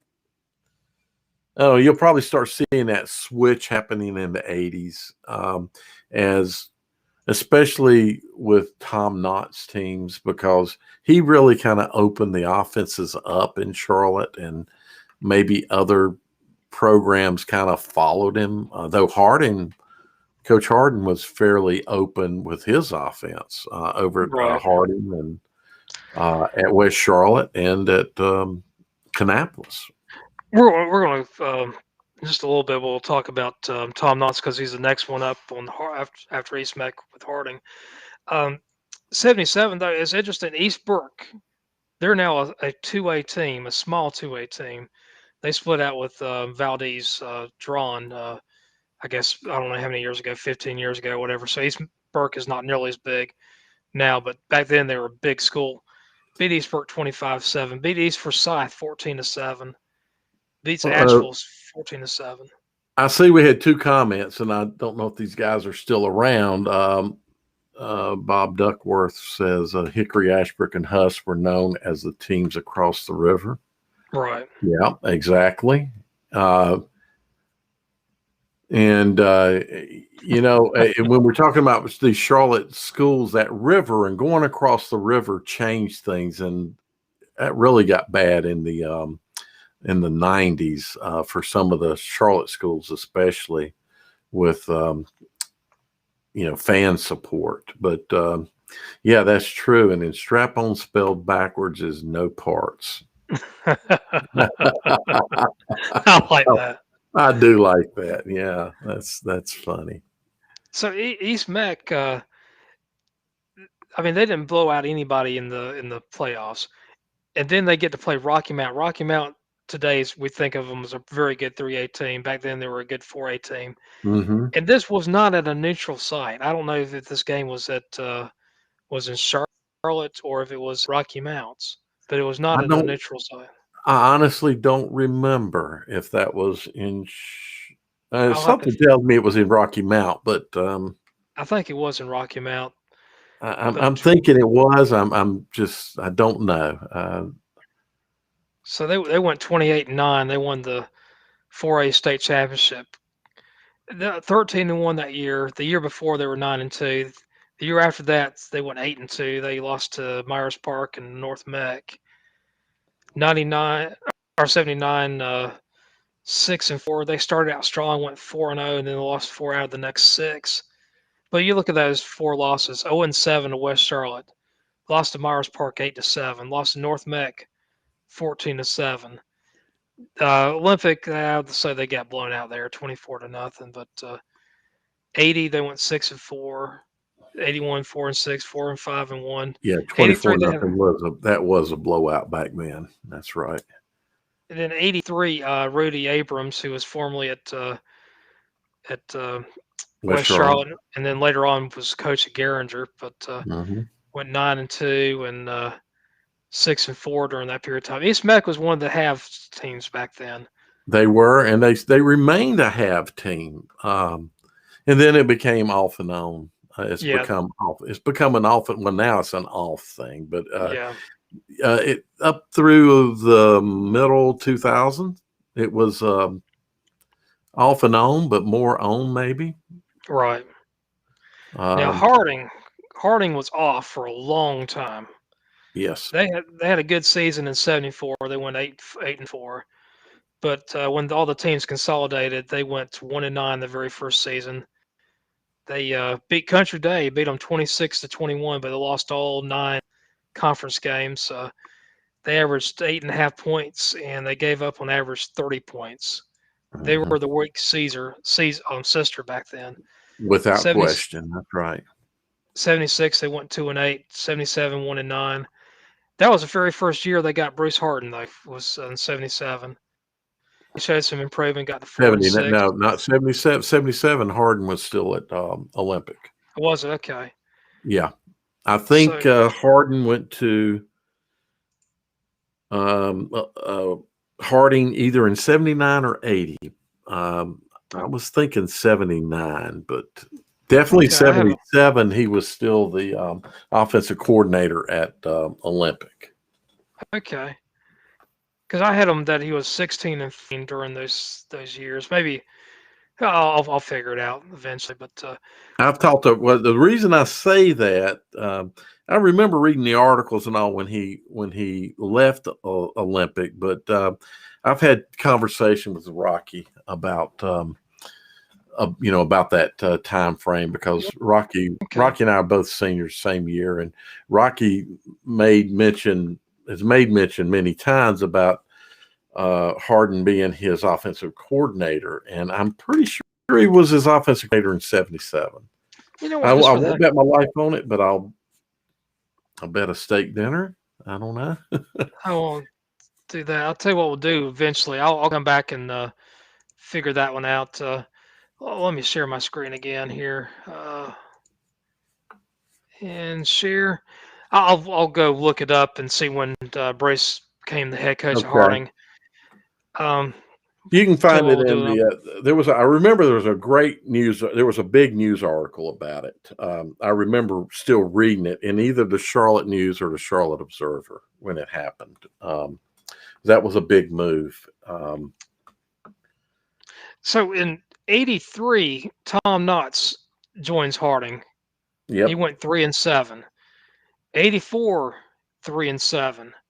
'85, it was almost like a switch went on, 11-1. But look at those '83 teams. Let me turn that back on. I'm sorry. Go ahead. They averaged 19 points, and they gave up about 24 points a game. They were somewhat competitive, but they could have beaten Garinger.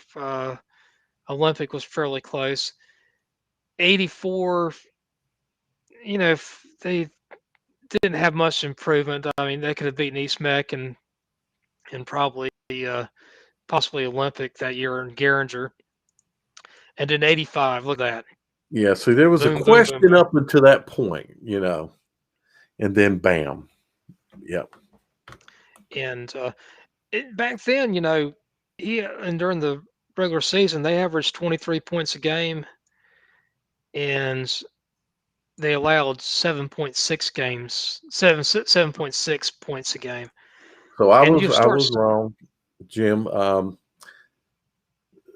77 Bob to 80. is saying 77 to 80, so I guess I'm wrong. Okay. And look at right here though. This a lot of people think of Tom Knotts as being his teams always having these great offensive teams, and they do. But look at all these undefeated teams here. The shutouts. They shut out Garinger. They shut out West Meck in '85. In So he had a '86, good defense. He had a good defensive coordinator now. While yeah. Tom Owens and that defensive coordinator stuck with him forever. So that's why Geiler's not a bad defensive coach. So '85 they averaged less than 8 points a game on defense. 86 it was 12 points. Now look at '87. Shutout against Independence. Shutout against Myers Park. Allowed 3 points against East Meck. Gave up a touchdown to Olympic. Last game. Shutouts against North Meck. West Charlotte, they give us down. Garinger 6, Crest 6. West Meck shutout. East Gaston 61-7. But just in the regular season, they allowed 36 points. And I've been to games this year where teams allowed 36 points and a half.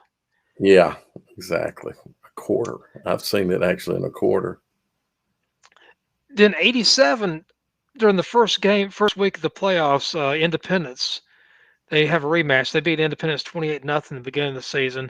And this is when Jester was the coach at Independence. He started back he left Piedmont High School, went to Independence, and then ended up going back to Piedmont around 2000. 2000, yeah, he's Knotts replaced him. Right. Exactly. So 34-32, 18-13, their defense wasn't doing quite as good. And then they beat Freedom, and they beat Grimsley, and then they got to play Gardner. And it was funny, the head coach there, I cannot think of the coach at the Gardner head coach's name to save my life, but it's one of the best videos. You can still find it. And he says, those guys from Charlotte, they're a bunch of city slickers. They think of us as nothing but rednecks. And we're going to show these city slickers what rednecks can do. We're tougher than them. And it was funny. The guy that was on the running back was Anthony Barber for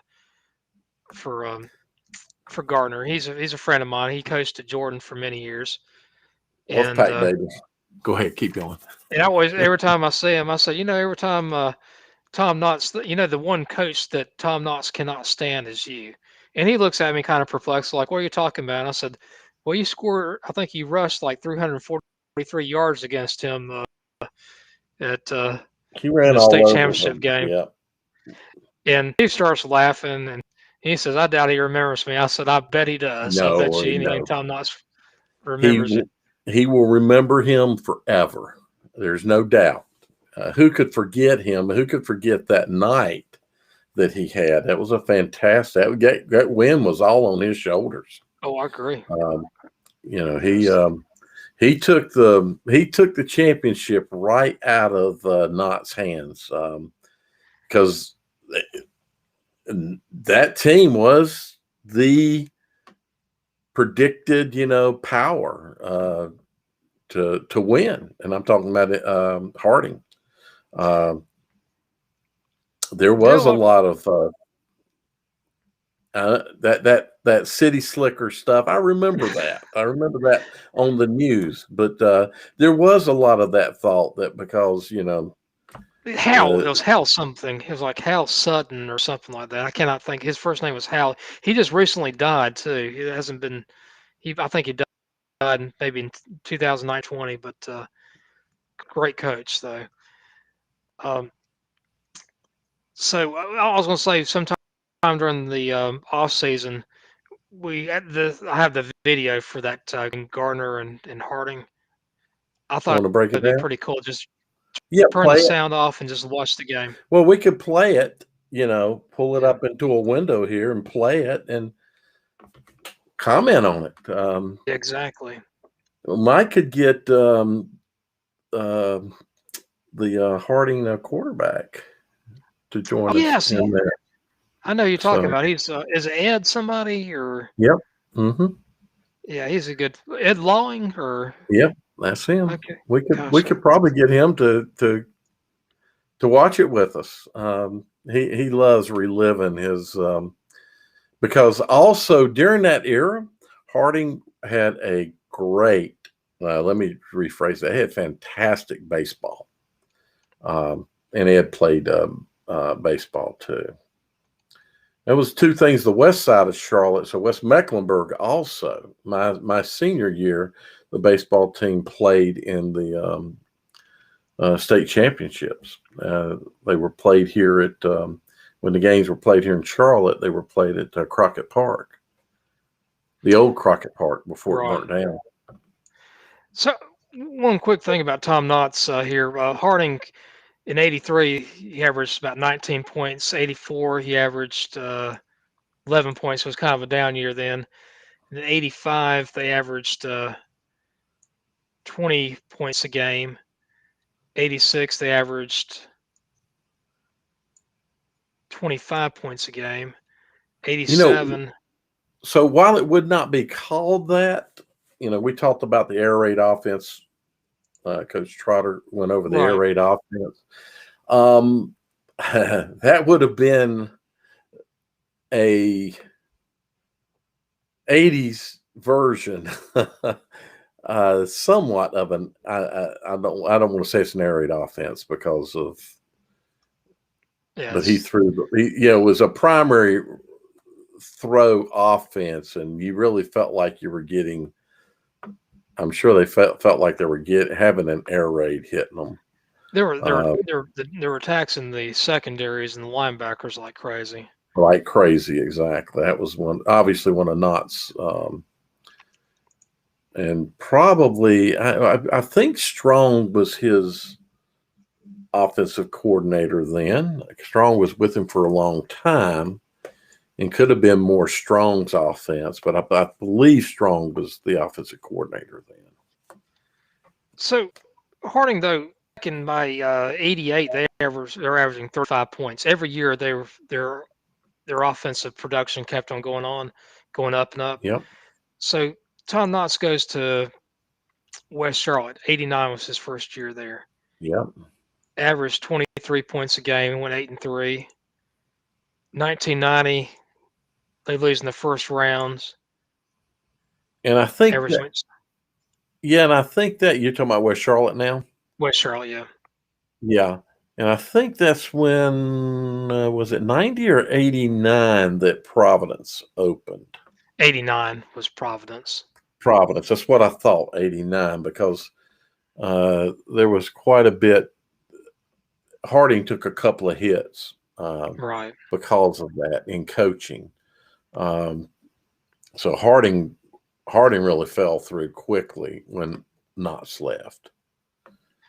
So kind of looking back about, Harding or Tom Knotts during the playoffs, the very first year he goes to the playoffs, he goes out in the second round. '86, he goes way down to the regional final, loses to West Charlotte. '87, they lose in the state championship game. '88, loses in the third round to West Charlotte, and he ended up going to West Charlotte the next year and loses in the second round. '90, he loses in the first round. And '91 is the second time Knotts makes it to the state championship game. This is his 9th year as a high school football coach. Yep. And look at these scores here. I mean, blowout after blowout. 1, 2, 3, 4, 5 shutouts. The year before, 2 shutouts, but a bunch of sins here and everything. During the regular season, they allowed 7 points a game, but they scored on average 38 points a game. Yep. They beat Tuscola, beat Carver. Grimsley was a pretty close game. And then they played Southview, and Bobby Poss was the head coach of Southview. Southview was one of the worst excuses for a football program for the first 17, 18 years of its existence. Poss gets there around '87, and by his 5th year, they win a state championship game. So one of the things I want to say here, Jim, is that so up until Knotts appeared on the scene, most of the games were highly competitive. and I'm talking about most games across the city, Right. were highly competitive, and you were looking at, wins of one score, lots of, wins of one score, or games within losses of one score, however you want to look at it. Very few 2 to 3 score win games. Very, very, very few. Those were rare. And that took place all really into the early 80s, I think, across the city. And I'm going by memory. I can't, you've got the stats. I don't, but I'm going by memory. But as Harden kind of started opening things up in offense there in the late 80s, or excuse me, late 70s, 80s.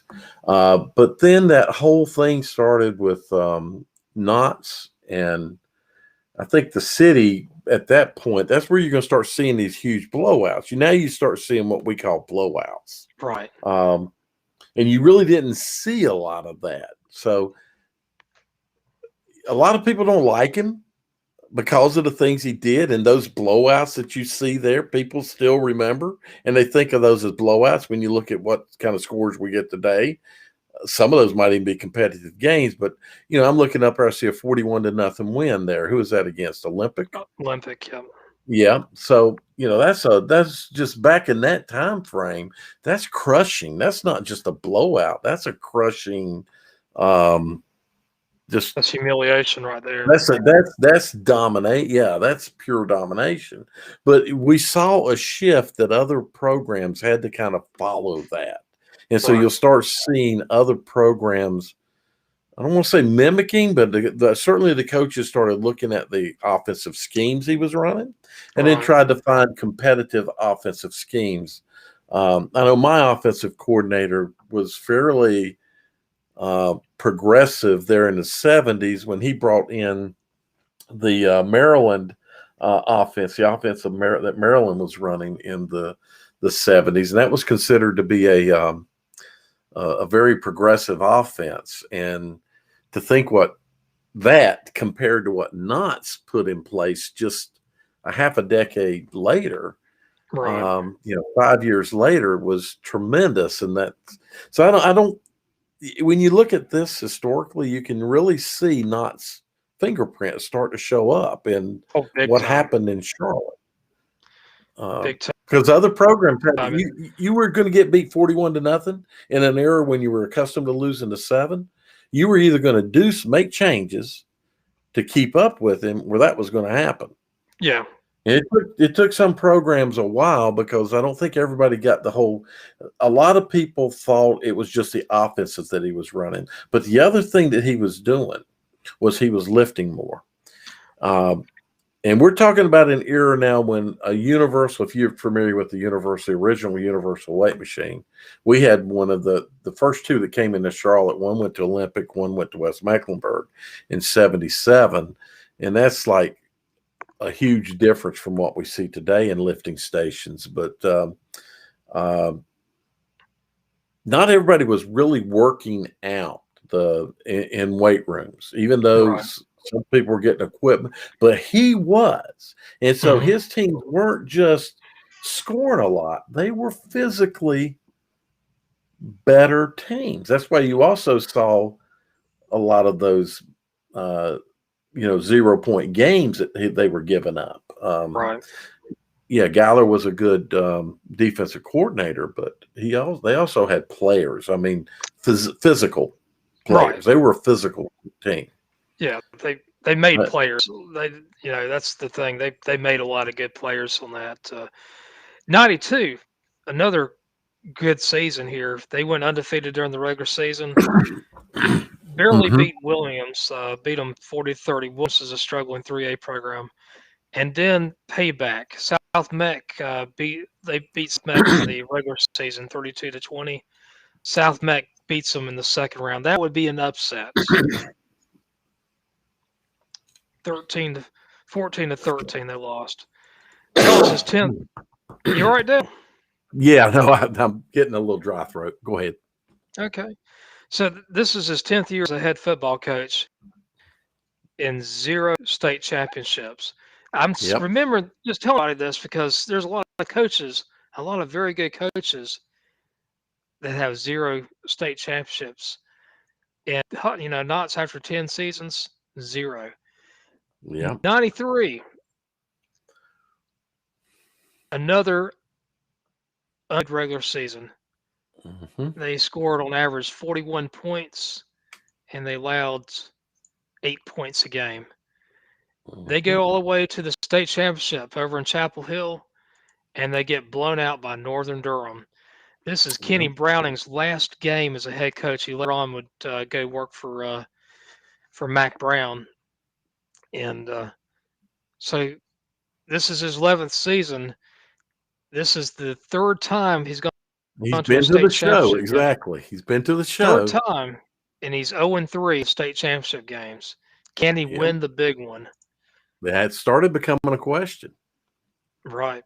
94, they went 9-2. They lost to Crest in the playoffs. Crest won the state championship game that year, and then finally, big blowout here, big breakthrough season. He wins the state championship. He beats Bird. But during that state championship season, he does lose a game. He loses to A.R. Who was the head football coach at A.R. Brown back then? You remember? Exactly. The guy he followed to West Charlotte. So, And also the guy he followed to Harding, yeah. too. And the guy that he tried to follow to Kannapolis. That's right. That's right. A lot of people don't realize that, but he did try to go to Kannapolis. So when Hardin left Kannapolis, Kannapolis wouldn't hire him. He almost made it there. So that was kind of interesting. He followed Hardin at Hardin at West Charlotte, and almost followed him at Kannapolis. Exactly right. So in 95, this is the first time since, let's see, 92, 91. I'm trying to remember the last time he lost a game in the regular season. He went undefeated in 90. 89, they lost 2 games. 90 was undefeated in the regular season. 92 was undefeated. 93 was undefeated in the regular season. So I want to point something out here. Yeah, Jim, since you're hitting on that, and I forget, it might have been 89 or 88. But Jim Haumbacher, the head coach at West Mecklenburg, they went undefeated. He beat both Hardin and Knott's, and I think he's the only coach to beat both Hardin and Knott's in the same season. Certainly back then, and that's when Hardin and Knott's both owned. They were the. Yeah, here it is. 88. They beat West Charlotte 13-3, and they beat Harding 3-0. Yep. Look at that score. Average 29 points a game, and lost the page. And get this, they only allowed 56 points the whole entire regular season. Yeah, that was a good football team. That was a good football team. So they were a very good football team. So Knott's finally gets in there, and next year he goes to the 3rd round, loses the page, but still look at all these games here. Averages 10 points a game, allows 10 points a game. Look at the average margin. 40. That's the thing is that I remember about that year is they were just pounding people. 97, they actually had to forfeit a bunch of games here. They had actually forfeit every win they had that season. That should be 422 points. Should be 42 points, but regular season. They had a great season on the field, but they didn't have a great season on the in the win-loss column. Well, he scheduled Richmond County in the non-conference, lost 28-14, and then in the 3rd round they lost to Richmond County 27-26. I remember the articles that were appearing in the Observer and the News about, West Charlotte or Charlotte teams going across the other river, the So we got the Catawba River over here, but going over, to play Richmond County, and not being highly successful. Right. So there in the late 90s, Charlotte teams had hard times playing both Richmond and Anson, because that was in that time frame. Anson County was also. Yeah, actually, they had Ed Emery for a while at Anson County. That's right, they did. And of course, he later on was with Richmond. 98, they lose to Richmond County. Richmond County won the state championship in 98. I know that. 99, they lose to Anson. And, so far, though, this is after 17 seasons as a head coach, Noss has won one championship. One state championship, exactly. And he came close. He'd been to the dance 4 times. Yep. And got one state championship. Yep. So then let's look at Independence. We'll go to that Independence and just So really, Jim, I can tell you around Charlotte, he was pounding everybody, but there was these comments about he can't win the big game. Yeah. He can't win the big game. I remember people making those comments like, yeah, well, he beat you 40 points. Well, that's fine, but he can't win the big games. Okay. And that's, when he goes to Independence, and if you look at Independence's record prior, now Jester was there, but those teams were kind of up and down.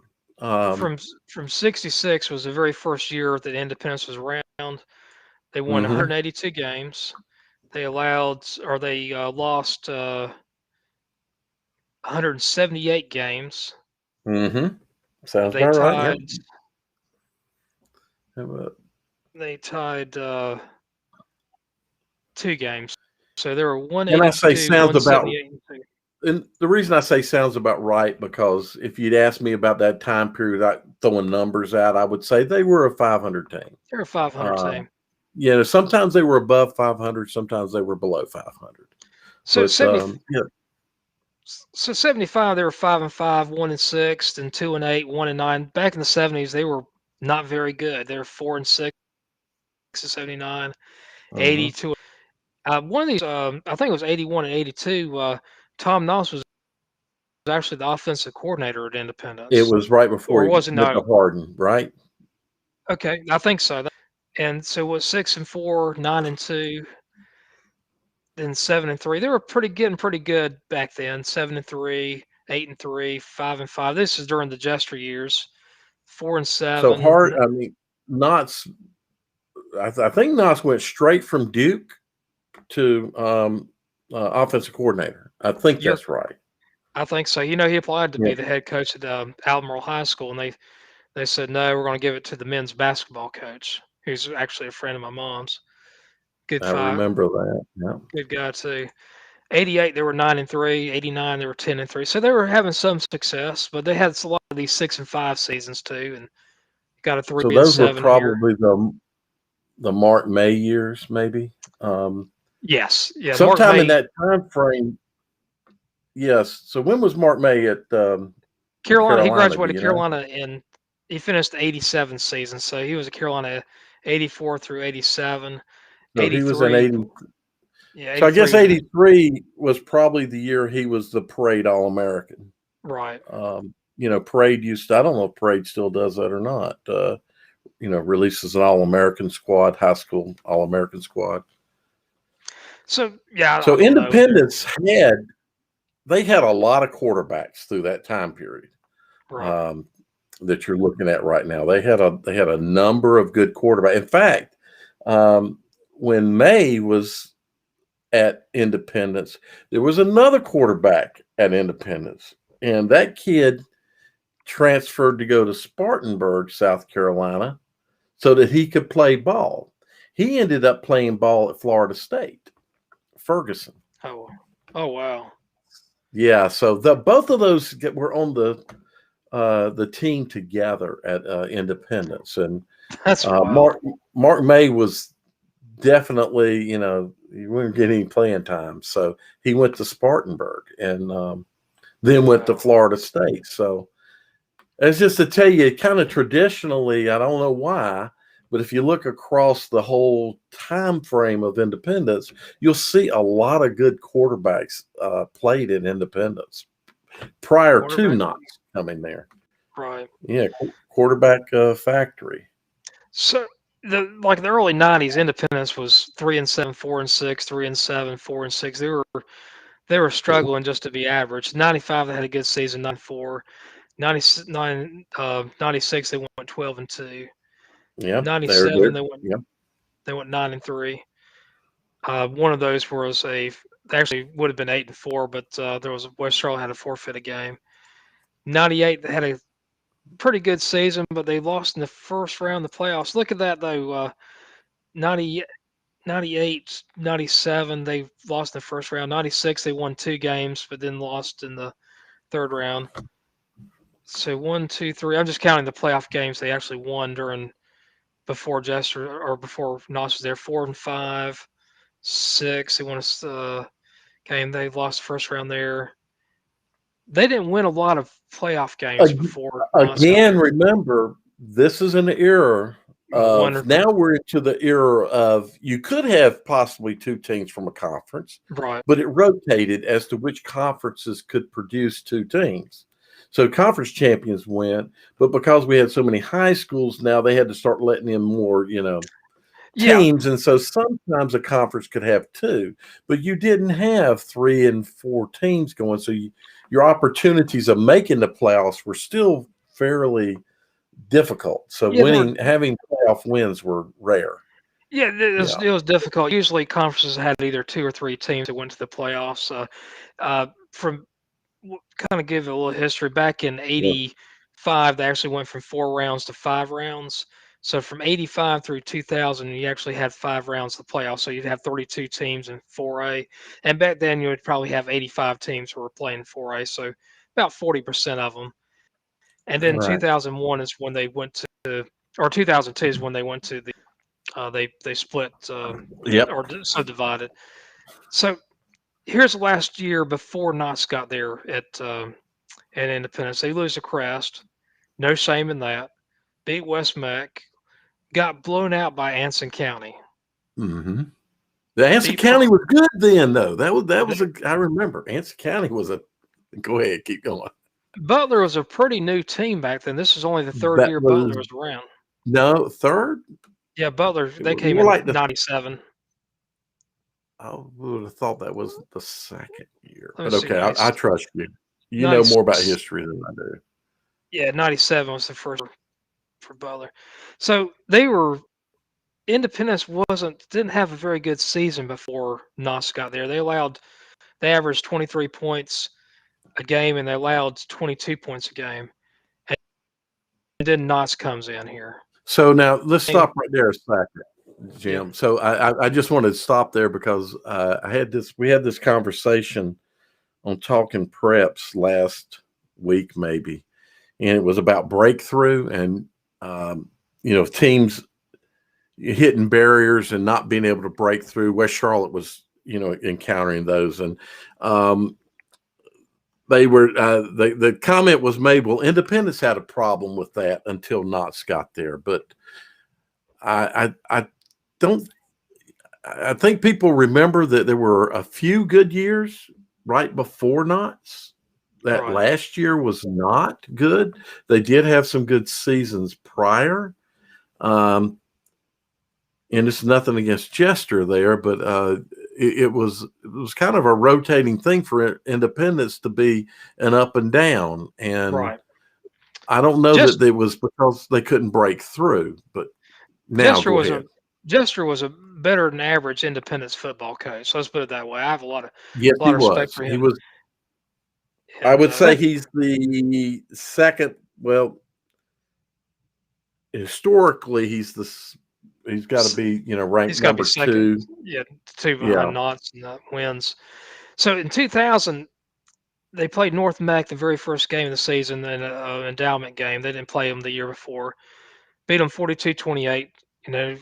They lose to Crest 34-31. The year before, they lost to Crest 23-8. Contention call in the end zone. There was a little controversy with that, but yep. So they were 1-1. They were averaging 31 points a game and 6.5 points a game. And then they blew out West. They get to play Anson County. The year before, Anson County beat them 44-0. And look at this Yeah. score, 76-40. Yeah, so that the 54-0 over West Mex not a surprise because West was not a good team. But that Anson County game was a bit of a surprise. Losing to Crest, and then Crest, no shame in losing to Crest, but Anson County's kind of been they were a tough team. A lot of Charlotte schools played Anson County there in the 90s, and They were tough. and even in that time frame, yeah, they were a tough team. So to me, that was a huge win. Oh, big time. 76 points on Anson County, yeah. So, then they beat Providence. They beat Butler. They came back and beat Butler. They were 37-31. The year before, they lost by 3. But now check something, Jim. So you see that East Mecklenburg score. Now check Right. East Mecklenburg's record that year. I don't know if I'm confusing 2000 or 2001, but what was East Mech that year was 6-5. 2001 was their special year. Yeah, that was their special when they year. went 13. So 2000, though, they were still a pretty decent team. So yeah, and they had Scott Stein was the coach then. Oh yeah, yep. So you go to go down here, Myers Park. They lost the year before. They beat them this year, 21-0. Beat Garinger, 59-0. But this one right here is the score I want you to look at. They beat West Charlotte 53-7. The year before, when Tom Knotts was at West Charlotte won 55-12. So you're talking about a swing of 98 points. 98. Yeah, well, you're talking about 180. Both of them flip. Actually, Yeah. Look at those scores, and they both kind of flip. But you got to remember one of the things that, or understand that one of the things that happened at West Charlotte and with Tom Knotts is that he took his staff with him. So when he went to Independence, he had a very functional staff. So that kind of stripped West Charlotte of coaching. Right. There's no in that time frame we're still not into school choice yet. I think school choice came along a year or two later. So you were still sort of forced assignment. It was still forced assignment, but it was school choice. But you could at least choose one of the 3 or 4 high schools in your district. What was West Charlotte's record that year? 6-5. They went 6-5. That was here you go. Yep. So they went 6-5 that year. They beat Olympic, Harding. They beat South Meck, Myers Park, Garinger, and Butler. Now, going to this right here, though, they beat McDowell. They beat Ashbrook. Ashbrook beat them 31-21. Richmond County, that was a big win right there. That was one of those, you exercise the demons. That was one of those games that Tom Knotts exercised some demons right there. Anson County. There was that. Yep. Because again, it was that Richmond County always, or the people across that Eastern River. Anson or Richmond, were both real tough opponents. Right. And, it'd be another 10 years until Scotland became really tough, or maybe another 5 years. Scotland wasn't that tough until maybe the late 90s, early 2000s. But then, this was a rematch. Anson County, they beat Anson County 76-40. Looky here, 30-28. That must have been a pretty good game. And now here's another demon that was exercised. You remember back in 91, Tom Knotts lost to Southview? Yep. They beat them this year, 24-19. The following season, this right here, they averaged 43 points in 2000. and in 2001 they averaged 48 points. Yeah, this was a Allowed great year for 11. Chris Leak. Yeah, that was a great team, but Chris Leak had a great year that year. I think 2004. This is the year that Tom Knotts had left Independence. Was the quarterback coach at Duke. Yep, This one right here, they averaged 54 points a game in 15 games, and they allowed 8.5 points a game. You know, and we talk about sometimes. So when I look back at teams, this is my best team of that was an Independence team. And how good was it? They almost were just set on cruise control. Now, Geiler's a great coach, and I think Geiler did a great job, but that team didn't need to be coached hardly. I know that's a vast overstatement, but that was one heck of a football team there. That 2004. Look at the Richmond score in the playoffs. I was at that game, and it was so 2003 Richmond Independence playoff game is one of the best football games I've attended. That was it was a cold night at Memorial Stadium, a great football game. Richmond is Richmond. I remember the Richmond fans in 2002 and 2000, or all the way through 2003 was, you're not going to be able to get by us. We need to, it was always, you need to get to us. Independence, like, we'll just make it to where we can play you. And so that was a great ball game. And then the next season was just, oh my gosh, you're looking at great Richmond teams. And that was a great Richmond team that came in 2004. It was a very, very good Richmond team, but they just, I look at that game right there. Yeah. And so Newbern was that Newbern game was, I went to that game, and what a difference it was from the year before. But and I'm talking about so you got the 2003 Newbern game, and then scroll down. 2002 they beat Newbern 41-20 as opposed to 54-7. Yeah, exactly. So they beat Laney 49-25 in 2001. So, but it's wild. That 2005 team, they beat Newbern again 38-19. Newbern would finally get some vengeance in 2007. That's the dark year of football in Mecklenburg County. And right here, a lot of people don't realize this win right here by Butler, 21-20, was huge. Also, earlier on that season, Independence lost to Elder, and the I think it was 107 or 109 games winning streak was broken. 107, wasn't it? 107. It could be 109. My mind is, who knows? It's 107, I thought. But I think it was 107. 109. Yep. It had been to a crest, but that was the first team in Mecklenburg County to beat Tom Knotts while he was in Independence. That's right. And actually, let's see, in 2008, Dope team beat Tom Knotts in Independence.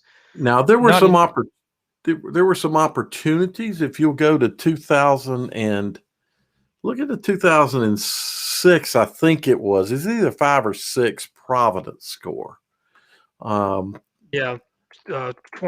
I get. So that's the 2000. Look at 2005. 2005 was another close one. Yeah. So that one is the one that the 2005 is the one that Providence went up 28-0. Well, they jumped up big early. Kind of one of those same things like what happened with Butler at the Butler game in 2006. 2006, I think it was the second, because if you look, they were both in the same conference, and then Butler and Independence, and then they would meet in the playoffs, Right. Typically. So what I wanted to share here, that 2007 Butler was the first one to finally beat Knott's at Independence. In yep. 2009, Butler beat Knott's at Independence. Those are the only two teams in that decade that beat Tom Knott's at Independence within the confines of Mecklenburg County. And who was the head coach at Butler back then? Well, The guy before Hills. They're trying to run him out up there in Kannapolis. Coach Newsom. Coach Newsom. Great coach. I like Coach Newsom.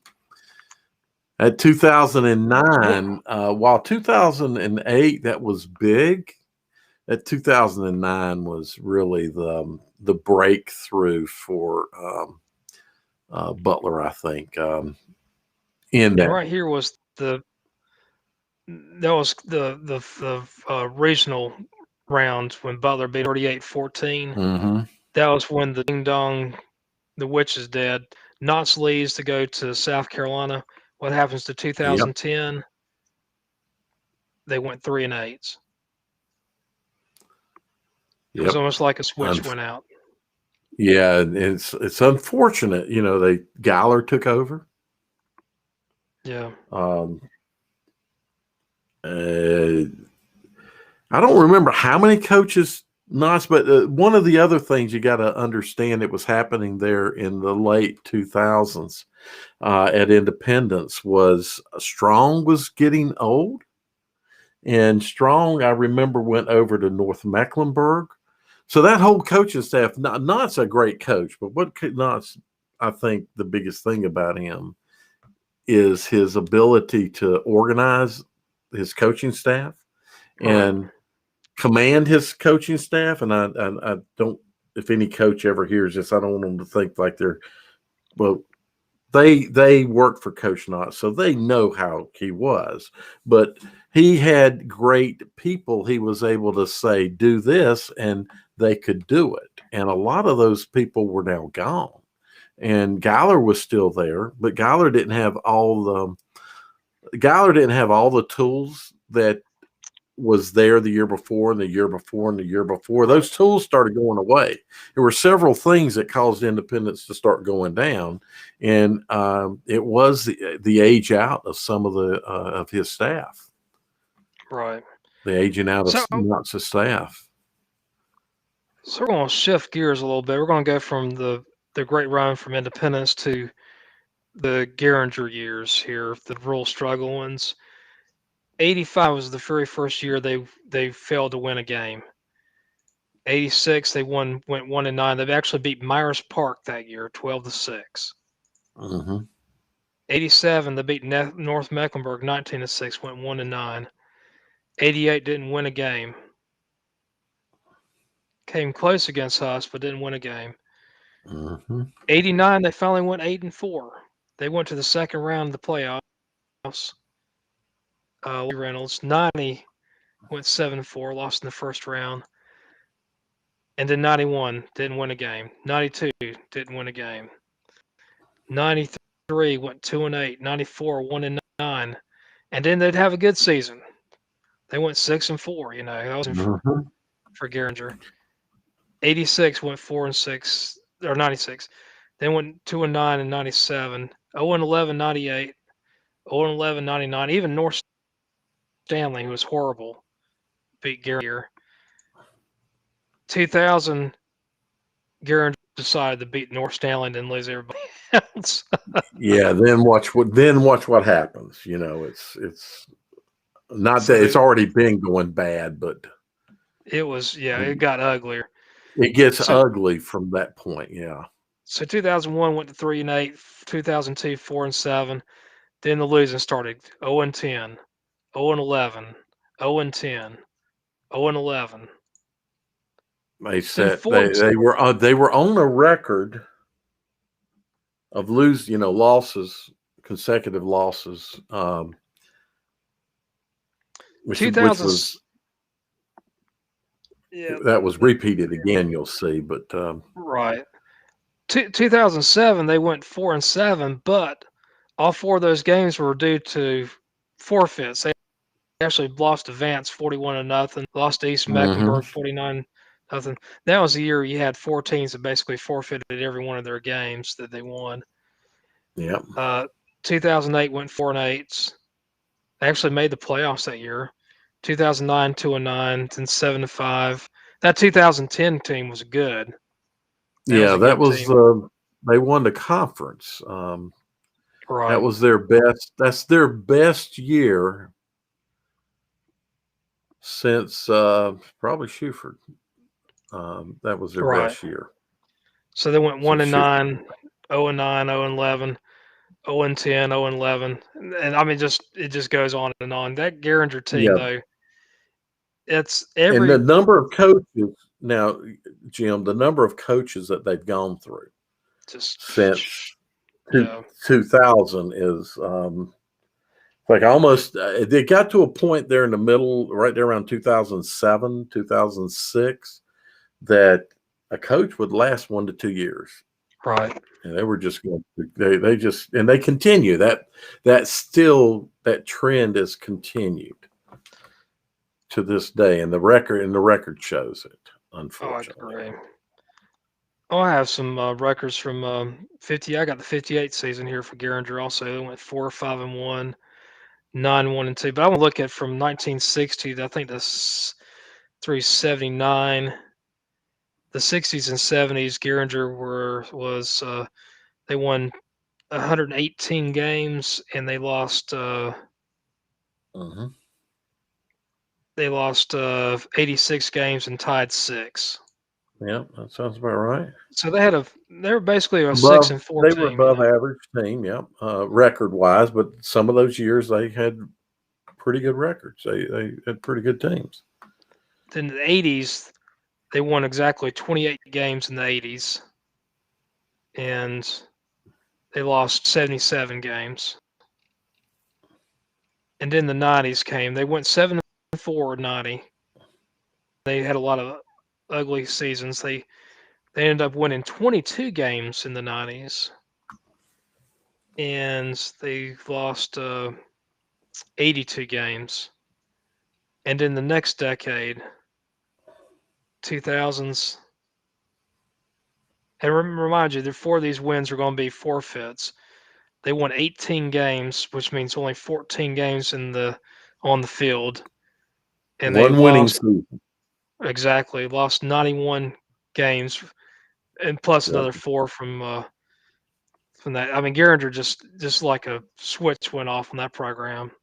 I mean, when you look at that number of wins, which is a low number of wins, and you have to factor in that decade, they did have 1 winning season. So if you pull that winning season out, it was Jim, I can tell you because we played them when my son was at Olympic, so we were in the same conference, and every time they were like the last regular season game of the season, and every time that game came around, it was also about the time that grades came out, and you would see programs lose players because of not meeting the 2.0 requirement. And several, I think 2 of those years, 3 of those years, at least 2 of those years, the JV games had to be canceled because they didn't have players. They had them the week before, but they didn't have them. I remember Wiley Ford was the head coach at Garinger. And I kind of liked him. He played at Olympic for Joe White, and he was a good guy. I'm not gonna say he's a great coach. I really can't say, but he's a good guy. And I had to talk with him about what was going on at Garinger, and that was in the 2000 and it was his last year, which would have been 2002 or 2003. I don't remember which season, but they had lost 18 varsity players, I think it was, to grades. Oh, wow. So from one week to the next. You can't survive something like that. No. And so he told me, I had a nice long conversation with him about what was going on at Garinger and why were they on this long losing streak and having all these problems. And I've said many times that the key to a successful program is having administration support. So it starts at the principal. You got to have the principal's support.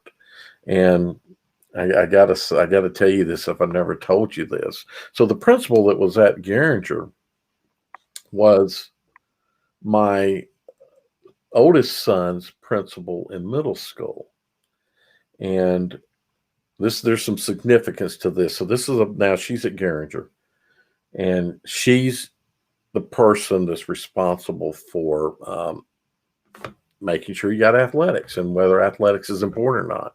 And so my son in middle school, he played football and soccer. Soccer's a spring sport in middle school. And he organized the team. They weren't going to have a team. He raised up, got everybody. He was so into playing soccer, was not a good soccer player at all. This is a guy that played center in high school. So you can imagine he was not a good forward or I forget. He played a mid. They played him at different positions in soccer. Anyway, they played a match against oh gosh, I can't think of the name of the school right now. They're over there by Catholic, but they were the kings of soccer. And the guy that he went against was a dirty player, really dirty. He was one of those players. Soccer can be a very dirty sport. You've never played. It's dangerous. When those players get up on top of each other, they're punching, they're doing all kinds of stuff. And I remember as we left, this player flipped us the bird and, yelled words. So anyway, we left and didn't think nothing of it until we get called to go down to the elementary school, the middle school, to have a meeting with the principal. Now, my son was on student government. Everybody liked him in the school. All the students liked him. And what I understand, there were a lot of students actually crying about what happened. So principal says, we're going to expel him. We got to suspend him rather for 2 weeks. And we asked why. And they showed us a letter. So David had typed an email and sent it to the head coach of the other middle school. And he said some things about how, I can't remember the exact words. I'm very not verbatim, but I'm very paraphrasing. It was a tough match, and he's, but player number, whoever it was playing kind of dirty. And since I look forward to playing you guys again. And I forget the exact word he used, but knowing my son, it was all about just being competitive and wanting to get back on the field to compete against that guy. Right. The principal suspended him. She said, we have 0 tolerance, and that's a threat. And I asked her, I said, do you understand the context of everything here? She said, it doesn't matter. I said, well, no, it does matter because there's no threat here. And if you understand the context, there's no threat. And Charlotte-Mecklenburg schools ultimately threw it out, but he still got suspended because it took a couple of weeks. So that lady who had no concept of athletics in general from our whole experience with her in middle school was the principal at Garinger at the time. I don't know how you can be a leader when you do something like that principal did to you. Well, she's running the athletics program at Garinger, and that's what Garinger suffered through during that time period. Not just her, but other principals. They suffered from what Wiley told me, a loss of administrative support. They didn't really care whether there's a football team or not. And you got to remember, and I don't know if you remember, but in that time frame, Garinger, there was a big article that appeared in the Charlotte Observer that Garinger wasn't going to be able to play home football games because their football field was covered in goose poop. Nobody took care of the situation over there. You would go over there and play games. You would take time kicking rocks off the field, and there were rocks all over the place. Lines were always never straight, never parallel. Just a total lack of support. And certainly some of these things coaches should take on. And in some places they do. I have worked with coaches, and then having worked with Barry Shuford, because we were still involved at Olympic. Barry didn't let those things get him down. He still kept a good field. But a lot of coaches don't want to put that extra effort in of, maintaining the field and doing the other things. And I understand it's a lot of work. There's a lot of work that if you don't have support in other areas, there's only so much you can do. And that's why Garinger suffered during that time frame, is they had no administration support for the coaches, the athletic departments. And if you don't have it, if you got a principal that doesn't care whether you play on a Friday night or not, whether you got uniforms or not, whether the field is clear of goose poop, how can you win? You're not hiring people. You're not looking to hire people to win. And then once you lose and lose and lose and lose, who as a coach wants to go there? So your pool of coaches drops. I see you're sharing. Are you sharing a screen again? Yeah, I was going to try to. I don't know if you can put on the big thing here. Yeah. Bob Duckworth just sent this to me. It's from the '87 state championship game between Gardner and Harding. I don't know if we can hear this or not. Let me turn the volume on here. Can you hear that? No, but I remember this.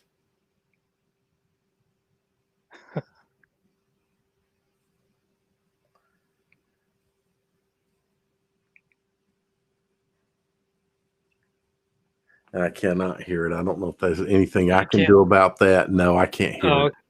Unfortunately. Okay. I was trying to find that thing where that guy was. Do you hear it? Talking about the.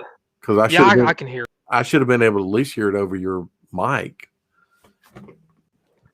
I have a headset on, so that's probably why it's probably funneling the sounds off. But I'm gonna send this to you if you can find a way to play it more powerful.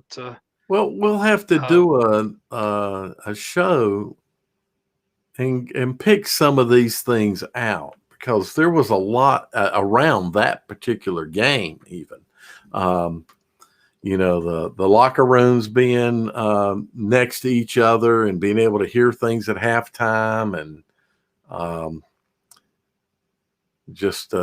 remember a whole bunch of other stories, if you will, about that Garner game. What a championship disappointment for Tom Knotts. I'm glad Bob. Two people are staying with us through this whole thing. Yeah, that's amazing. This is just Jim and Dale chatting now about old times. Oh, this is Hal Stewart is the guy's name. Thank you, Bob. Thank you. Hal Stewart. That's right. He was a coach somewhere else. He won a state championship in, I think it was over in Fayetteville or Greensboro. I can't remember which one it was, but he won. He's taken two programs to a championship game. And Bob said, fast forward to about the 5th minutes for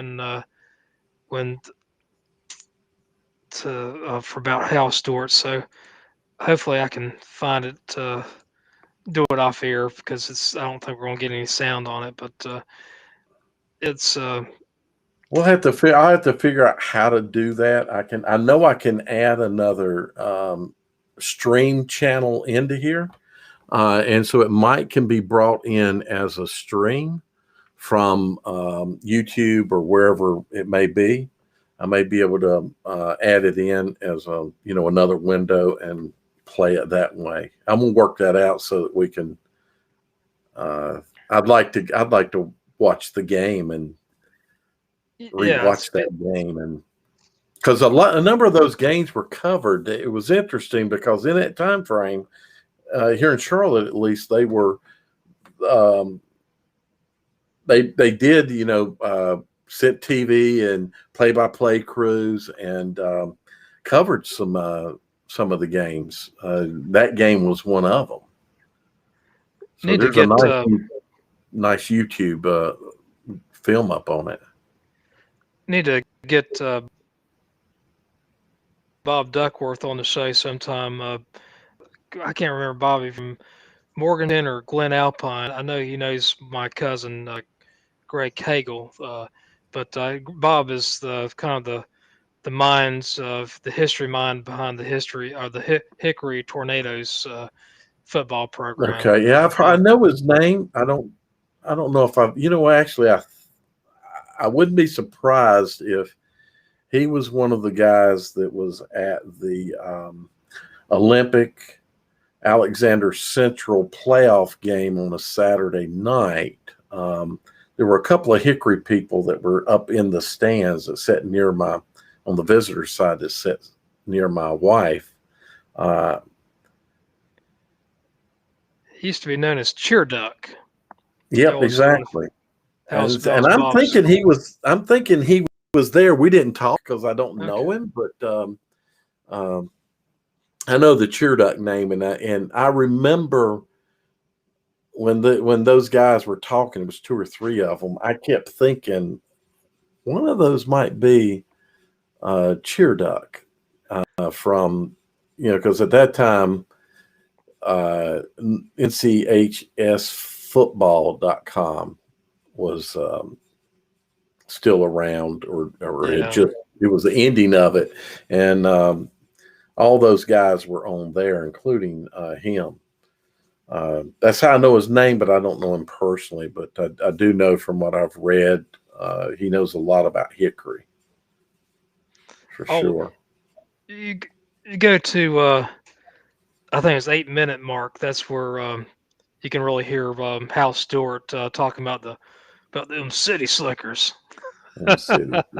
I will. I remember it when it happened because I remember the whole more of y'all look down on us. It's almost the same feeling and I mentioned that Alexander Central game. It's kind of funny because, we go up to Alexander Central to play, and because we're from Charlotte, we got reference to independence, and so y'all coming up here to the country, the guys were, Jim, they were, it was the radio announcers who was also their radio announcing was over the PA system. And they were so bad taunting us. And I'm talking about fans, as we were leaving. Oh, wow. I wrote a letter to the principal of Alexander Central. I remember that I thought that was the way that they treated the fans. It was a bizarre night. That was a whole bizarre night. But anyway, they were taking that same approach of city slickers. You guys coming up here from Charlotte, and we're putting you in your place. You don't think we know what we're doing up here. And he says that fellow is still there. I guess he's talking about the guy that was doing the radio PA announcing. I can appreciate it's just that night. I don't know if it's because we lost a game we shouldn't have lost, which really is not their fault. It was our coach's fault. I just out of curiosity, have you ever been into a game where the PA gives the home team a 15-yard unsportsmanlike penalty? I have not, but I can believe it. I think it was Oh about yeah. 3 years. So Bob, that was the night that Olympic had. So my son was the center, but he broke his hand in the Myers Park game. Or didn't break his hand, he tore his ligament in his hand here. So they had to put him in a soft cast and then moved him to right guard. And they went through 3 centers through the rest of the season trying to find a kid who could snap the ball. And at halftime, Olympic had negative 98 yards in snaps, in bad snaps. And so I went down. It was so frustrating. And I was up in the stands. So I went down, jumped the fence, and talked to the coaches. And I'm like, look, I said, David can snap left-handed if you need him to. He can snap left-handed better than these kids are doing. I said, but really what you need to do is go under center. They lost that game 1 score. And had they gone under center, they wouldn't have had all that negative yardage. They would have won that ball game. They told me, no, we're going to play our game. This is what we do. And I remember just walking away and saying, yeah, what we do is we snap the ball over the quarterback's head, make him have to turn and run and get the ball. That's what we do. And Olympic lost that ball game. Now, it was also a game that shouldn't have been played. It was right after hurricanes, and the field was in horrible condition and was still in horrible condition. But all that said, Olympic would have won had they gone under center, but instead, coaches decided not to. So, yeah, it's that game. So you guys were in the stands. I'm pretty sure. I was pretty sure that's who was there. I wish I'd have said something to them. But, yeah, that was that game. Boy, what a disappointing night that was. They drove the day before, Jim, they got on the bus. They went up to Taylorsville. But when they get up there, the game's called and said, we're going to play it tomorrow because the field was unplayable. And I remember talking to some recruiters, some college coaches that saw game film from that game. And they're like, yeah, we don't understand why that game was played. It was like standing water almost everywhere. So why would you shotgun snap, bad field, wet balls? Kid can't snap anyway. And those kids are good friends with me to this day. They're all very, very good friends, all the 3 that shuffled around to try to be a center. And they all will tell you, because they were all like sophomores that year too. They'll all tell you, I don't know why he put us at that position and had us do that. But you got to put your players in a position to succeed. And so you got to be able, as a coach, you got to be able to recognize your box, and your box has got to be bigger than what that box. And when the box, I mean, your mind box of what plays you'll run, what schemes you'll execute. But I think that season there were only maybe 5 under center snaps the entire season. Bob says the Olympic was a better team that night. Better team. I'm going to disagree with that. They had the ability to be the better team.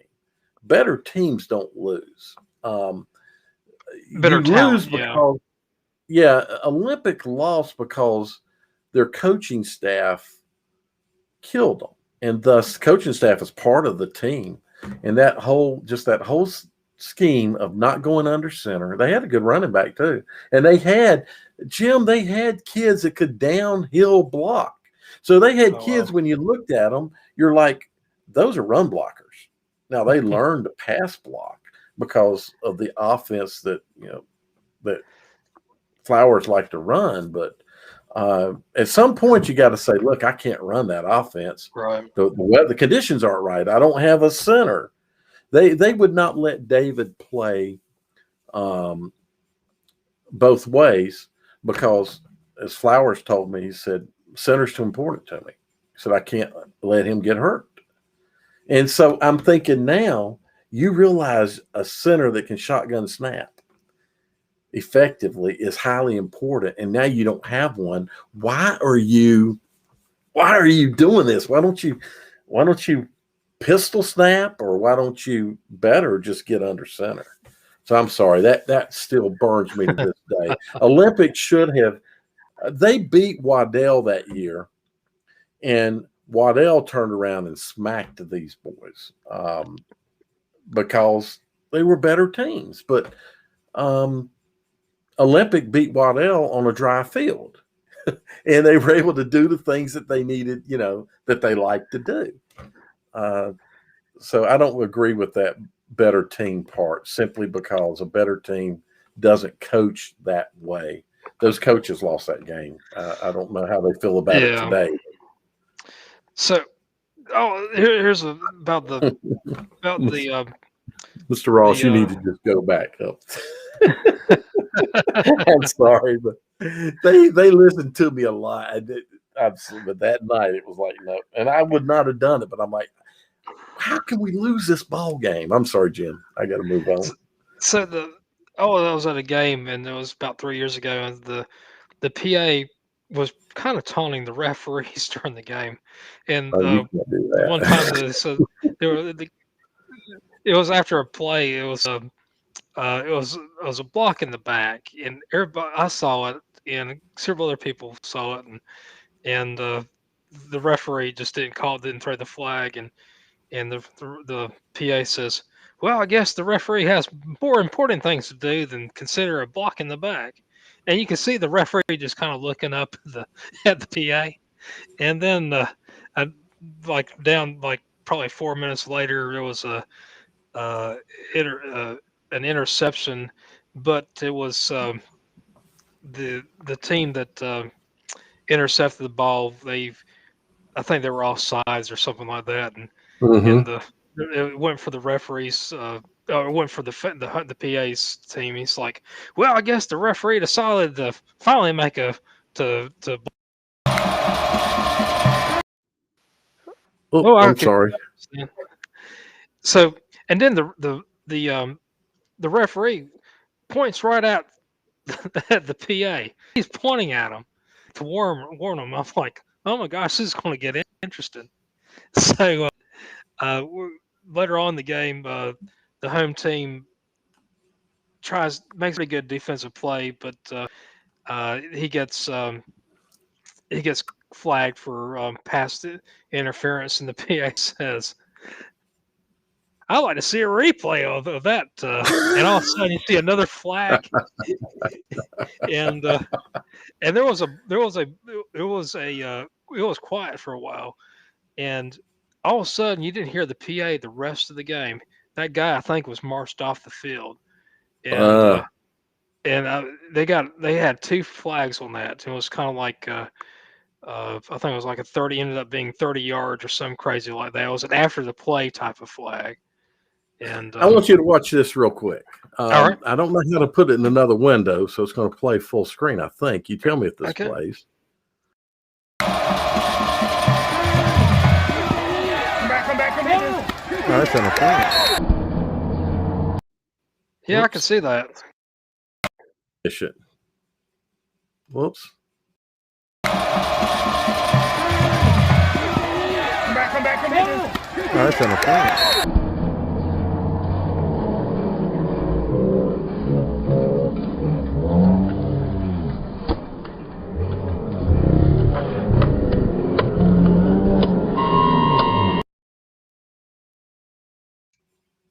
Interference or not?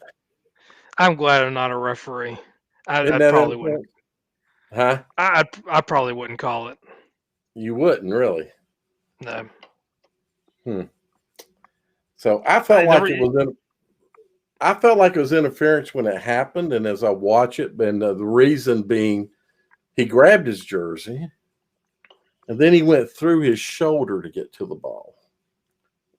So, all right, I want you to watch this. All right.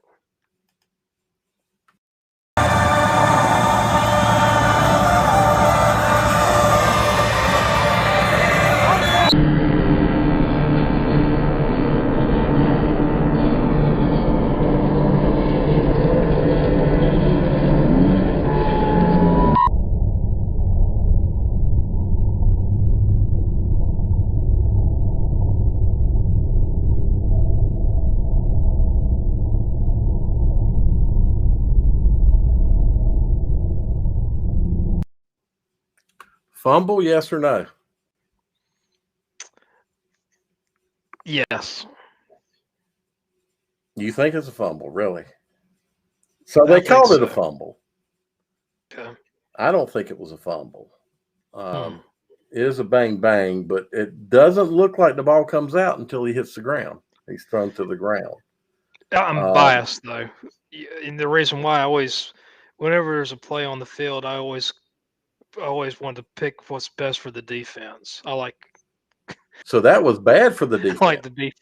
That was bad for the defense. Yeah, because that was 4th down. They had the line to gain was the 20. He threw him down at a yard short, and that allowed Myers Park to continue to play and get another 4 downs before they had to turn the ball over to Myers Park. I mean to Ardrey-Kell, and Ardrey-Kell had so there was 4 downs that killed time. So Can you that actually hurt. Go ahead. Can you advance a fumble in high school football? Well, the ball went out of bounds. They marked the ball out of bounds past the first down mark, so it gave them a first down. That's so they interesting. marked Yeah, so that they should. I don't think they should have, but yeah. They in addition they spotted the ball a yard up from where the tackle went out, because that's where the ball went out. Because like in pro and college, I don't think you can advance a fumble. An offense can't advance the fumble. Is that correct? No, they can. They can advance I know football or in professional, I don't think you can anymore. I'm pretty sure in college you can. You can in college. School. See, I don't, but that one, I don't know why they spotted the ball where they spotted it, other than that's where it went out of bounds. And that's where they moved the first down marker to, was, where the ball went out of bounds, this side of the line versus that side. That was a pretty costly call, I think, to Ardrey-Kell. Ardrey-Kell played that ball game. Like Panos said, they couldn't finish it. They're a good football team, and I don't know how good Myers Park is based on that Ardrey-Kell game, because Ardrey-Kell, they should have manhandled Ardrey-Kell, you would have thought, but instead that was Myers Park didn't barely win it because they didn't do, they had a whole bunch of yards, but things didn't happen right, etc. They were very evenly matched teams. Very, very evenly matched teams. So I don't know if that means Ardrey-Kell's a really, really good ball team, or if Myers Park is just a good football team versus a very good or an excellent football team. I don't know how to put that. I think they're both very good football teams, but are they both top 10 teams is the question. Had a debate about that last night on our private chat on Talking Preps, that I didn't think that Myers Park was a top 10 team. The thing is, it's so hard to pick who's a top 10 team this year anyway, because there's so many unknowns still. I mean, I agree. If you have a program that's going under type of protocol, it just upsets the timing of the whole program. I agree. But can you if you can't consider Ardrey-Kell somewhere close to a top 10 team, and they really do play them neck and neck, to Myers Park, and then you don't see a Charlotte Catholic or South Mecklenburg in the top 10. I think Charlotte Catholic's better than both of them. Charlotte Catholic's good. That's just my opinion, but I think it's just I agree with what you say. It is hard to pick things this year. How good is Cardinal Gibbons is a question. Colonel Gibbons is not quite as good as they were like 2 years ago. At the same time, they're a team that's so fundamentally sound that the they improve as the season goes on. I saw them in the very beginning of the Right. season. Saw them against Julius Chambers. Basically Chambers. It had more of a 3 touchdown feel type of win. Right. The final score was 35-29 because Cardinal Gibbons came back in the fourth quarter. That game didn't get over until about 1 o'clock. He had a 3-hour delay I because of remember it. lightning. Yeah. So it's hard to. That was just an ugly game. Um, the one thing that I will say, talking about ugly fans and stuff like that, I heard some of the Cardinal Gibbons kids were shouting out to the Chambers guys, said, "It's all right, it's okay. You'll work for my daddy someday." And I'm like, Yeah. "All right, you don't need to play into any snobby stereotypes of your kids, Right. but Right. Exactly. And they I don't mean that's know some that. They don't know that. That's the they problem. don't But even yeah, they don't even know where Julius Chambers is located. no, Most of no. them, but Well, they just yeah, probably recognize a highly black team, you know, and make some assumptions is what yeah, they what the kids unfortunately probably did. They may not have meant for it to be racially motivated, but I'm sure that it was. You know, there's maybe not so much, maybe just the stereotype of, yeah, well, maybe they're going to be poor and blah blah blah, but hey, that can be that same mentality somewhat exists with the Charlotte Catholic crowd. oh yeah, Uh, I agree.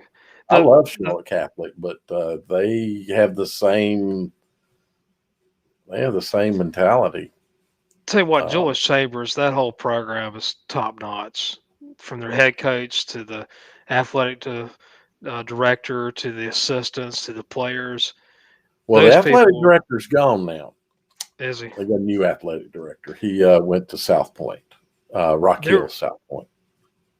The one that you those met, are okay. Carlos There Richardson. are some. Yeah, There you go. yeah, He a great Carlos is guy. gone now.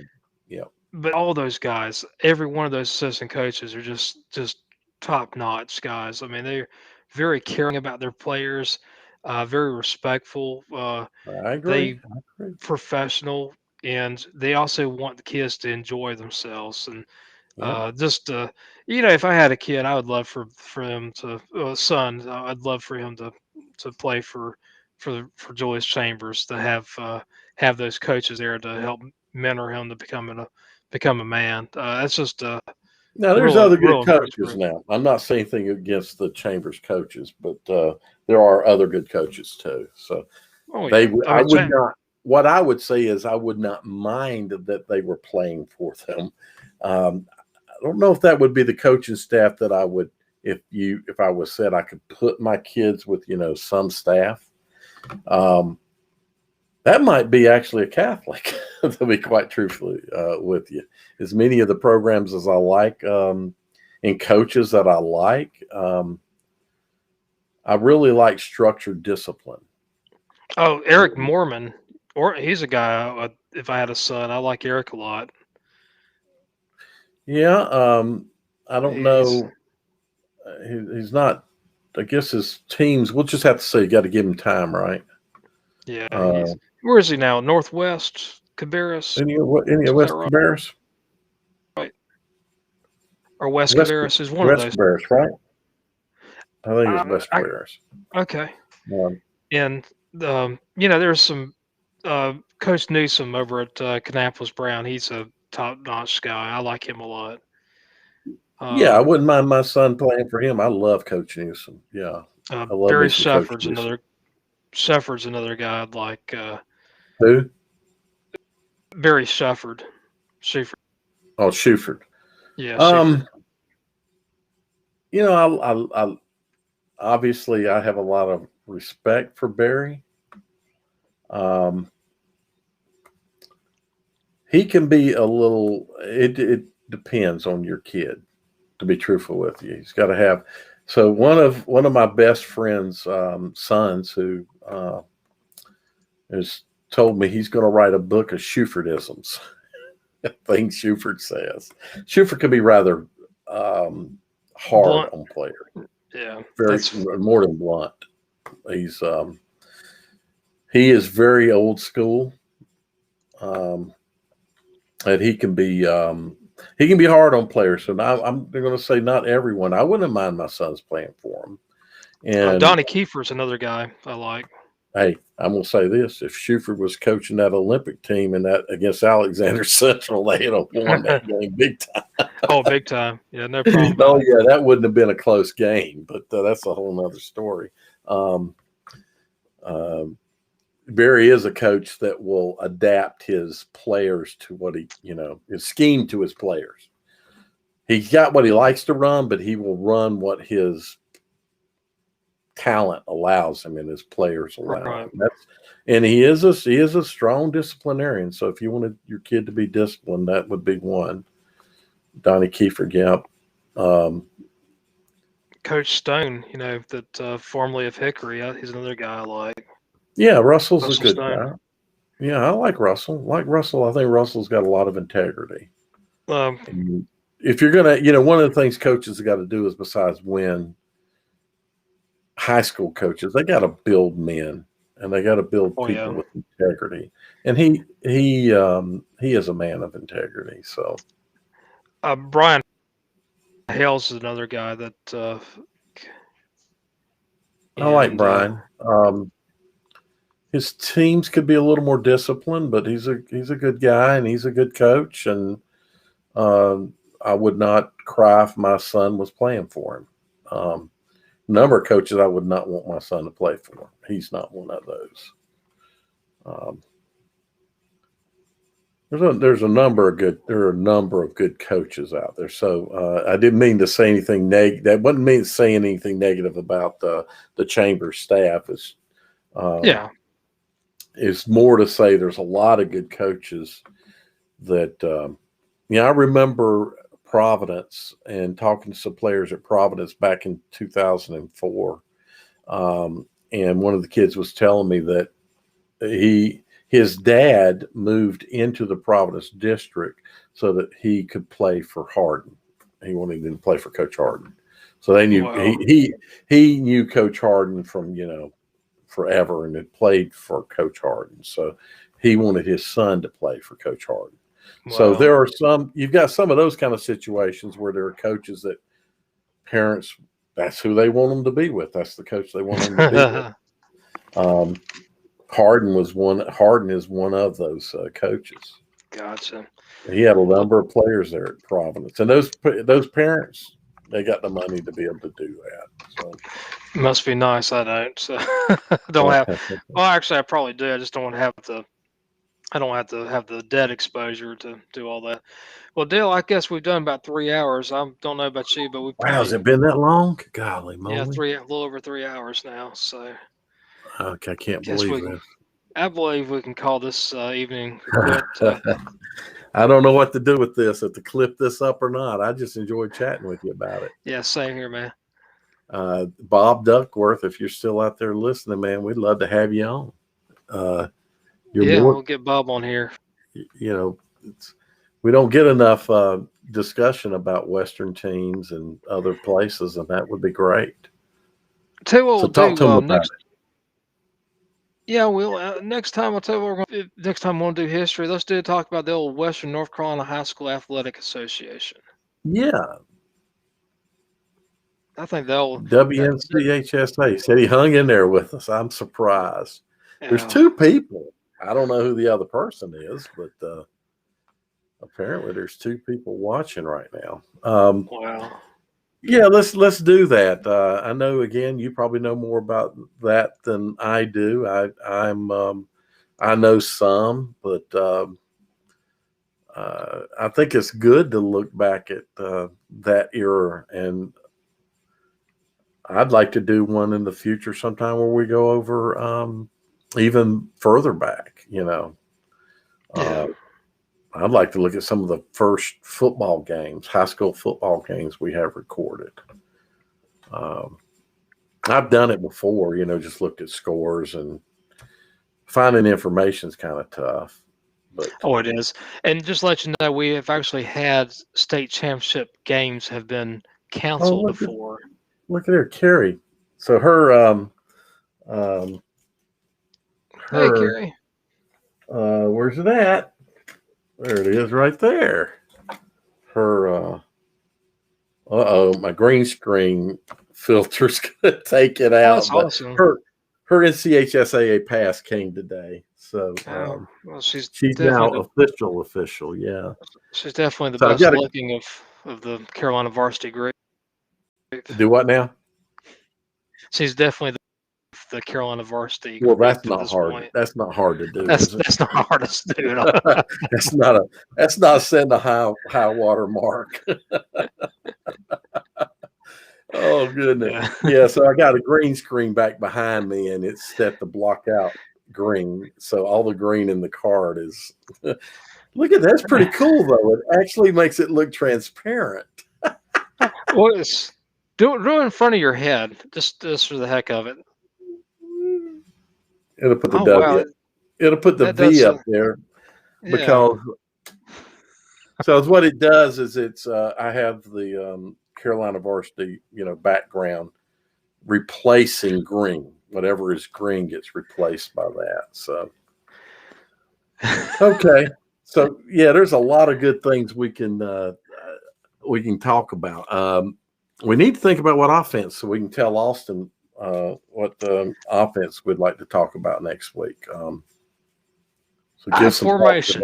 I formation. The I formation. Well, I like I formation. I like to do some triple option. The various triple options. I'd like to do some veer. Certainly wing T, because that's my favorite offense. Is the wing T. Yeah. Delaware wing T, and then some other wing Ts, some of the modified wing Ts, but go old school on the Delaware wing T. Single wing, single wing. Anyway. Single wing power, just like you find a place and just concentrate on it. It's mass of bodies at one location is what that's what it's about. It's a numbers game, and let me put more numbers in that part of the field than you got, and I'm going to get yards. And typically you will. That's the real 3 yards in a cloud of dust offense, right? Not the wing T. Although wing, people claim that's what the wing T is, but no, the single wing is your 3 yards in a cloud of dust offense. I'd even say the I formation would be a 3 yards in a cloud of dust over the wing T, be honest with you. Oh yeah, over the wing T, most definitely. Because the wing T's got more variant, and it has your sweeps, your buck, and your jet sweeps, and those can be big gainers or big losers.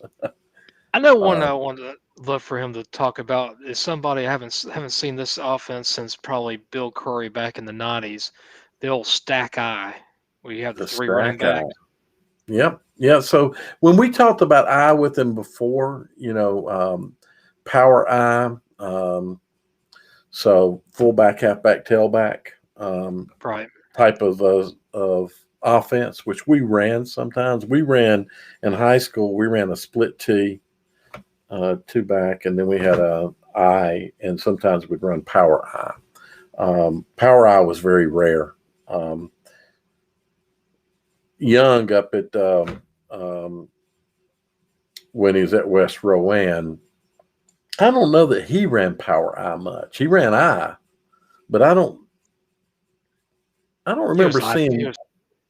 He was I for him. Yeah, I don't remember seeing many power I. Tarboro runs the straight T. Yep.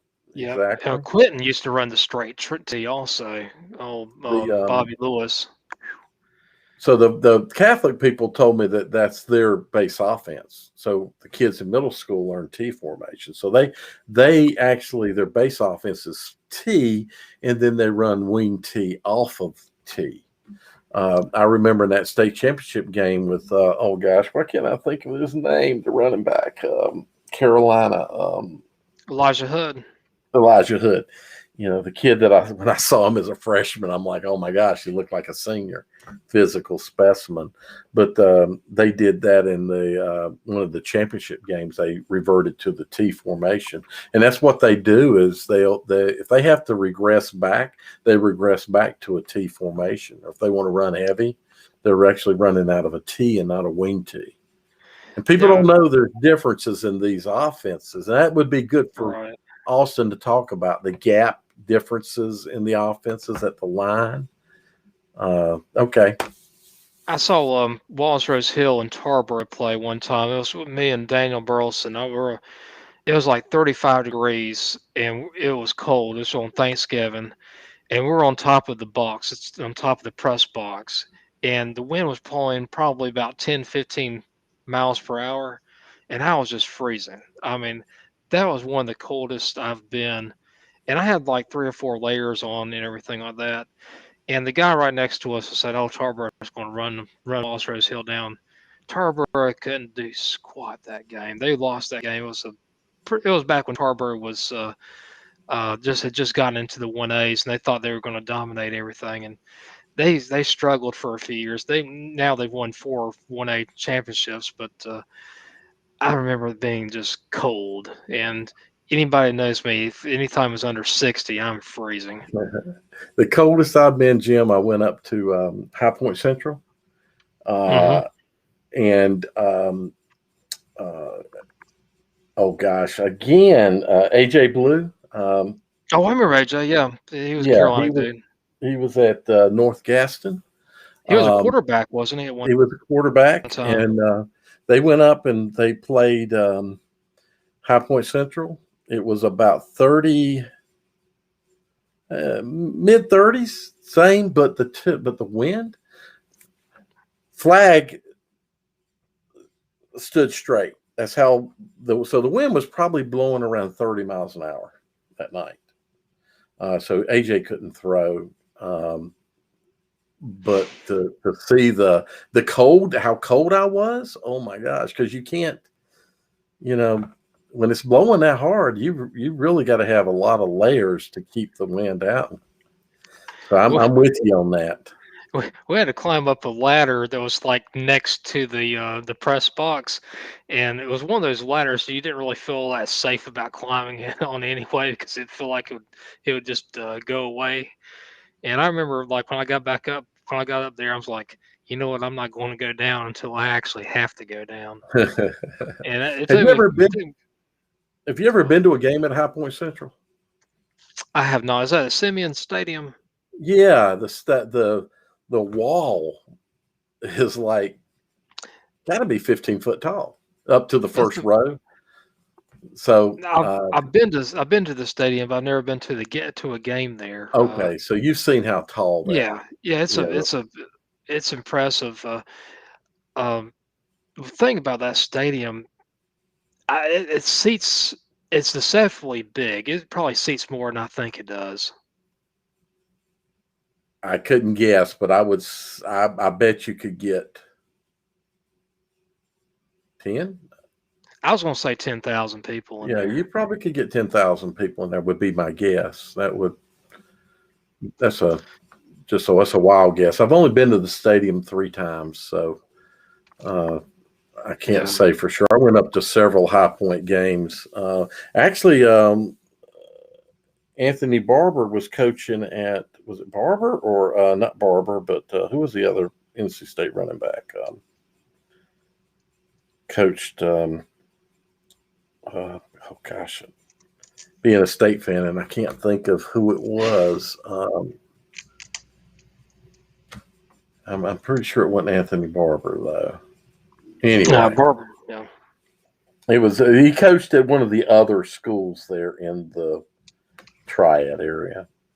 When I was like High Point Andrews. Yeah. Okay, man. High Point Andrews, exactly. High Point Andrews, though the guy wasn't coaching there. You know who played for High Point Andrews? Who's that? Best running back in the ACC ever. Ted Trying Brown. to think who's running. Brown. Okay. Ted Brown. Ted Brown. He played for High Point Andrews. Did not know that. Ted still holds the record, right? I know he had the He record might a have. couple I of know years that- ago, but I think he still holds the rushing record in ACC. Maybe he lost Hmm. it 2 years ago. I have to look. Probably. Gotcha. Okay. Well, if Bob stuck with us for 3 hours, we must have talked about something worth listening to, or he's got no life and nothing to do. And the fact that Carrie listened to us, that's a surprise too. Bob, I'm sure he has a pretty good life. So I'm sure he's got a better life, right? There you go. Exactly. All right. Okay. All right. Everybody's See you good later. chatting with you. All right, everybody. Take care now. Yeah. All right. Bye.